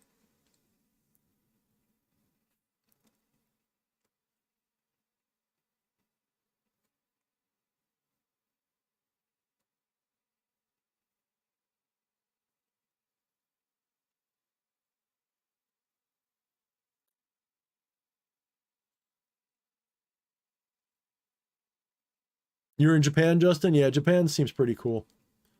I've never been though, as I don't want to be just the typical person who I'm not as into anime as I was 20 or 30 years ago, but Japan will always have a special place in my heart as a country, as a culture. I don't know if I'd fit in there though. I think I'm a little too I think that if I went to Japan, I think I would be a little too disrespectful for them. Even though I would love everything that they would have going on, I think they'd probably see me as way too rude and way too irreverent, and all that shit. So, but no, I love Japanese stuff. I really do. At least I love what America sees of Japanese stuff. Does that make sense? I have no idea what it's really like. I've always wanted to visit Japan, though. It's one of the countries I want to visit. Hopefully my son will get to visit it since he's in the Navy. Hopefully he can actually get off the boat. Hopefully he can go there and get off the boat. But I've always wanted to see Japan for sure. I had a friend who was a amateur boxer, and he would spend a lot of time in Japan. I think he spent like 2 years in Japan doing some kind of boxing circuit, and he loved it, but he also said he couldn't wait to come home. Like, he's like, you love it over there, but then when you get home, you definitely appreciate being home, because like he said, the first thing he did when he got off the plane was get a cheeseburger. He said they don't have anything that's that good there. I don't know if it's the same now, but China it's not just a talking point of Trump. China is definitely the most dangerous single entity. They talk about Russia, and China is the most dangerous entity out there right now for the world. I mean, if you know people from South America, China's buying up the whole fucking place.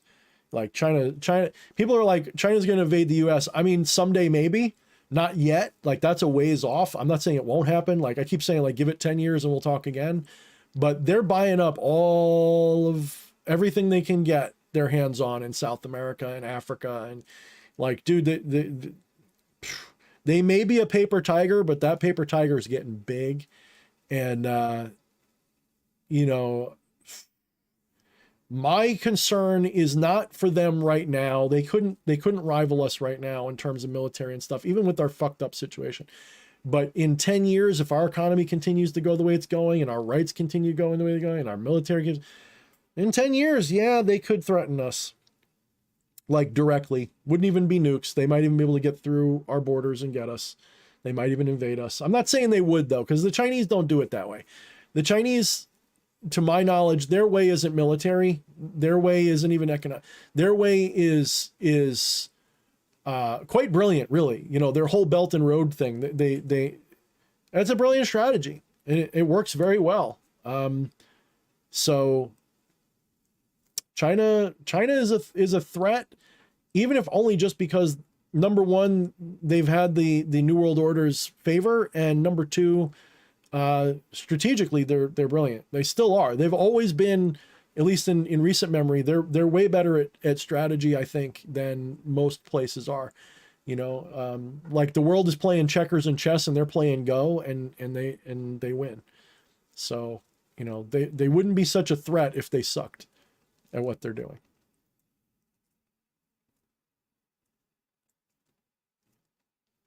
Yeah, Haxor, I agree.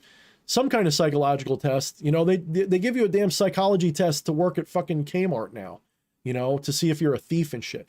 But we'll fucking elect somebody to be the most powerful person in the country and they don't have to take a test? Are you high? What is wrong with our fucking world, man?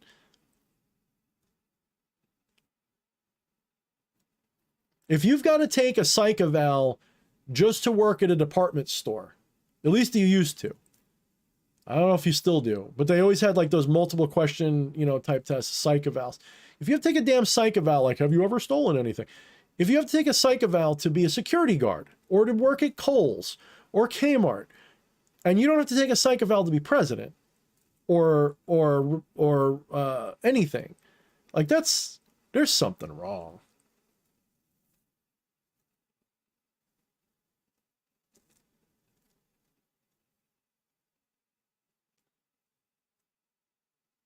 You guys are talking about pets. There's not many animals that I wouldn't like as a pet. I've had rats. I love rats. The only reason I won't keep rats is because they don't live long enough. You know, the fact that they only live like maybe 3 or 4 years, maybe, that's depressing because rats are like little dogs, and when they die, I feel as bad as I do when a little dog dies. Like they're so smart and they're so sweet. They're not even a little gross. Like rats are so clean and they're so much fun. My mom had rats. She only had like one at a time. She never had like a family of them. But we used to have a couple of them, and they would just like sit on your shoulder, and like my bird does, and like, you know, you could go to the store with them on your shoulder. And I actually did this thing. It's a little gross to some people. The rat would lick my tongue. My wife was always, ew. I would sit there and I'd stick my tongue out, and the rat would come up and lick my tongue. And they're so clean. You don't have to worry. They're not, unless you're letting them run loose and getting into garbage. They're cleaner than you are, dude. Rats are clean as shit. Rats don't like to be dirty. Like they're like a lot of other animals. They really are very, very, very clean animals. They groom themselves a lot. And so long as you're not letting them get into anything that's actually funky or dangerous, like garbage or something, you have nothing to worry about, really. Like pretty much nothing. But I don't know. Lately, my thing is birds.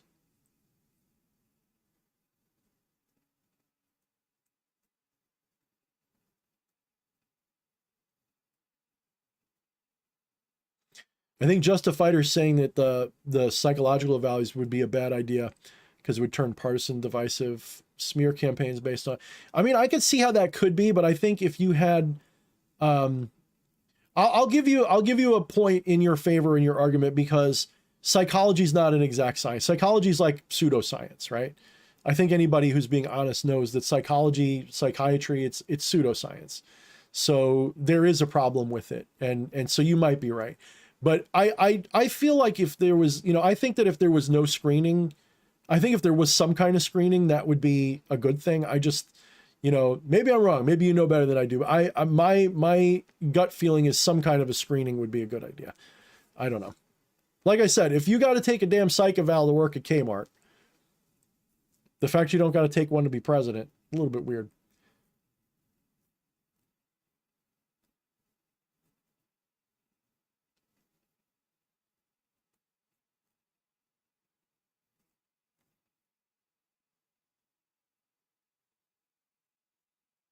Awesome, Jordan. Jordan says, yo, DH, remember when I asked for advice on spell work? I connected with Astarte and got my first successful spell. Awesome. Very awesome. So you got a manifestation? That would be really badass. I'm really glad to hear that. Feel free to tell us in the chat or whatever if you got. That's always cool, man. Like, you know, or woman. I don't know. Jordan can go either way. But anyway, whichever you are, that's really fucking cool. I'm actually really happy to hear that. I mean, it's one of those things, like, just remember, it's not a machine. It's not cause and effect. You revealed your divine will. If your spell worked, that means you revealed your divine will in that moment. Like you aligned with your divine will, and that's why it happened. And keep going. Keep practicing.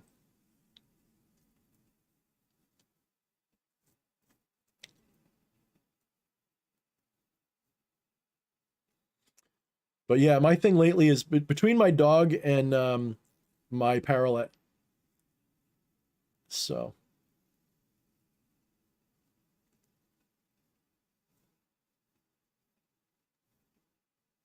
Oh, very good. You got a good job. I hope it's a good job, and I wish you success. That's really good. That's really freaking awesome. And good for Astarte for helping you with that. I don't think I'm going to do... So once I get my shit going together again, I think that I will be offering temple services again. I won't be offering spells like that. You know, I got kind of burned out because people come to you when they request things, and it's just not my line of work. You know, I don't like doing results-based magic for people. It's not what I'm into. Not because I think you can't do that kind of magic, although I have a different view on results-based magic than most people like. It's because I think that results-based magic should be done for yourself. I'm not saying you should never go to somebody for help. I'm not judging people who go. I'm just saying that whenever somebody comes to me for results-based magic to get something to happen, I pretty much 9 out of 10 times, I tell them that they should do it themselves, that it's not really something I want to do. I want them to do it. Because it's usually a very simple operation. Especially if it's working with a spirit, you know. The only thing I could say is that I have more of a rapport with the spirits, so it's different. But doing different rites are a different story. Like if you want an initiation rite, or you want to do a special offering to a spirit in exchange for a pact, that's a little different for me, because I'm just acting as the intermediary, and it's between you and the spirit at that point. Like I'm just doing the ritual, and you guys, like, it's between you two. Like that's why I tend to, like, even if it's results based, a pact is a little different. And there's no guarantees with it, because it's like, you know, I don't control you, you know. I can't like take over your life and make you do what's necessary. So I would rather do rites, initiations, special things like that as ritual if I do services again. And pacts would still be a possibility. But like, oh, do a money spell on me. Like, no, fuck you. Do a love spell. No, fuck you. Do it yourself. Can you get the spirit to make me rich? No. I can do a pact if you want. I can set it up. I can do the ritual for it. You know, I can get confirmation from the spirit that they accept your terms or not. Whether it comes true or not, though, is not up to me. This is between you and the spirit. It's not even because I don't think it'll work. With all the ones that I've done for people, I'm gonna say I haven't checked my journals in a little while. I'm gonna say at least 80% worked out the way they wanted. The couple of casualties I had, in my opinion, were because there was some unrealistic, you know, expectations or requests. You know, magic isn't a goddamn genie in a bottle. You know, it's a way to reveal your divine will, to manifest that will, to bring your will, to get you out of your own way, so that you're not blocking your will from manifesting. Like that's how I would put it, as one way to put it. So from that frame of reference, there's only so much I can do doing the ritual, because it's not really the ritual that does that. The ritual facilitates it. It doesn't do it for you. You've got to ultimately be the one that takes that ritual or spell or whatever, internalize it, and allow that to go to work on you, so that you get out of your own way and the results manifest. Now, if you're looking for something really external, like you're trying to do, like I've done political magic, and it's worked and it's failed. It's been difficult. In fact, it's probably one of the things that's been fucking with me, is I've been doing too much political magic, and the successes are great, but the failures hurt, because there's a lot of other magicians at play, and there's a lot of other things, a lot of ego at play, and a lot of it's a very difficult strain of magic, and it will hurt you if you're not careful. So, and I haven't been very careful, so that's one of the reasons why I've been like, okay, time to take a break, because you're trying to control forces well beyond you. You know, you're trying to manifest things that your will might not want, because a lot of that's egoistic desires, you know. The divine It's manifesting this already the way it is. I just gotta I gotta lean into it instead of trying to change it. So that could be where some of my struggles coming from. But self-help though, like getting a better job, finding a love, attaining enlightenment, you know, whatever that is, that stuff is all viable as practices for spell work. And so long as you're not doing it from a mechanistic results-based perspective, you see it more as manifesting your divine will and getting out of your own way, I think it's a very important part of your spiritual practice, in my opinion. You don't have to do it every day for the rest of your life, but you got to at least try it a few times, because when you've done a few rituals successfully and you get the manifestation, there is nothing that reveals to you in a more visceral way your divinity in the everyday than looking at the world and going, holy shit, did I make that happen? Did I predict it? Like what did I have to do with that? How did my magic line up so perfectly? How did my ritual line up so perfectly with that outcome? The only reason that would work is if you're God. So it's a big reminder.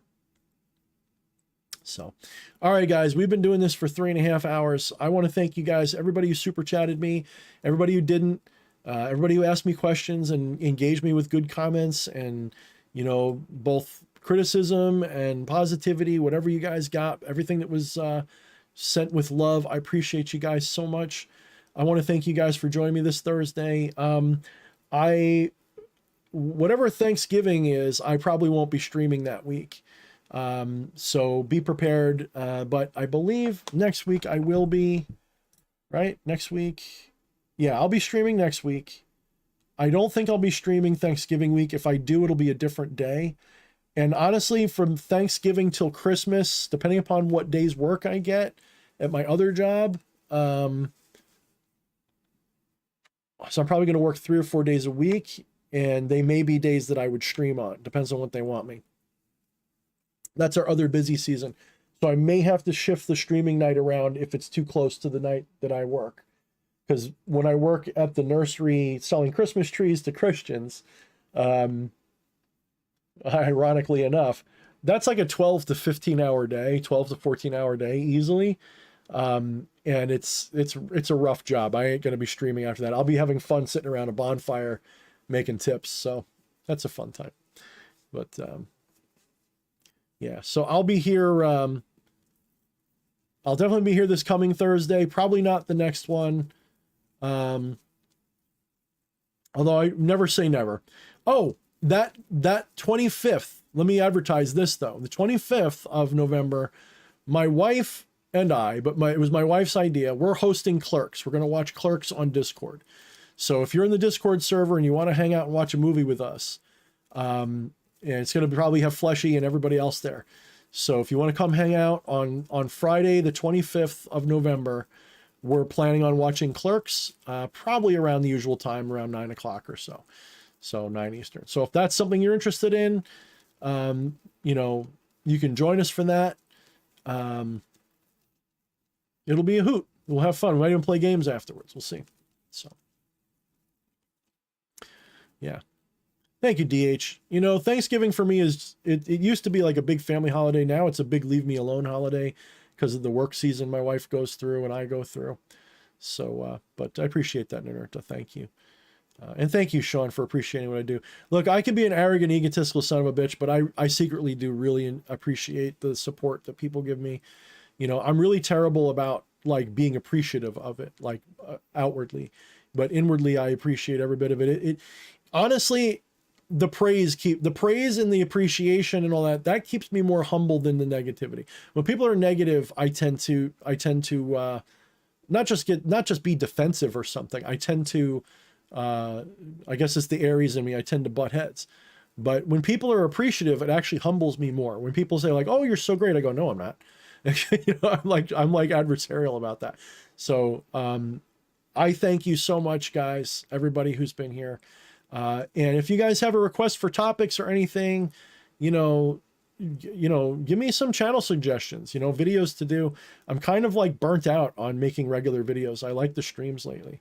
So Oh, thank you, Naruto. I don't know if I'm positive. I'm balanced. I don't know about, I think I'm more outwardly positive. I think inside I'm balanced, but I appreciate that. I do think I'm balanced. I like to think I'm balanced. um, you know, but I'm capable of anything. Don't put me on a pedestal. I hate that.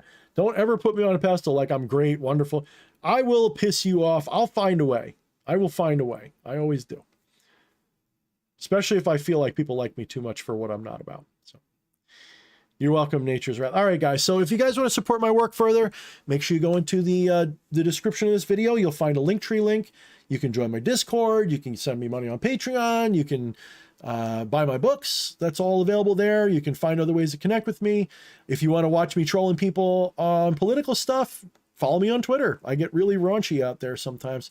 I play quite the MAGA asshole to people, you know, but yeah. So yeah.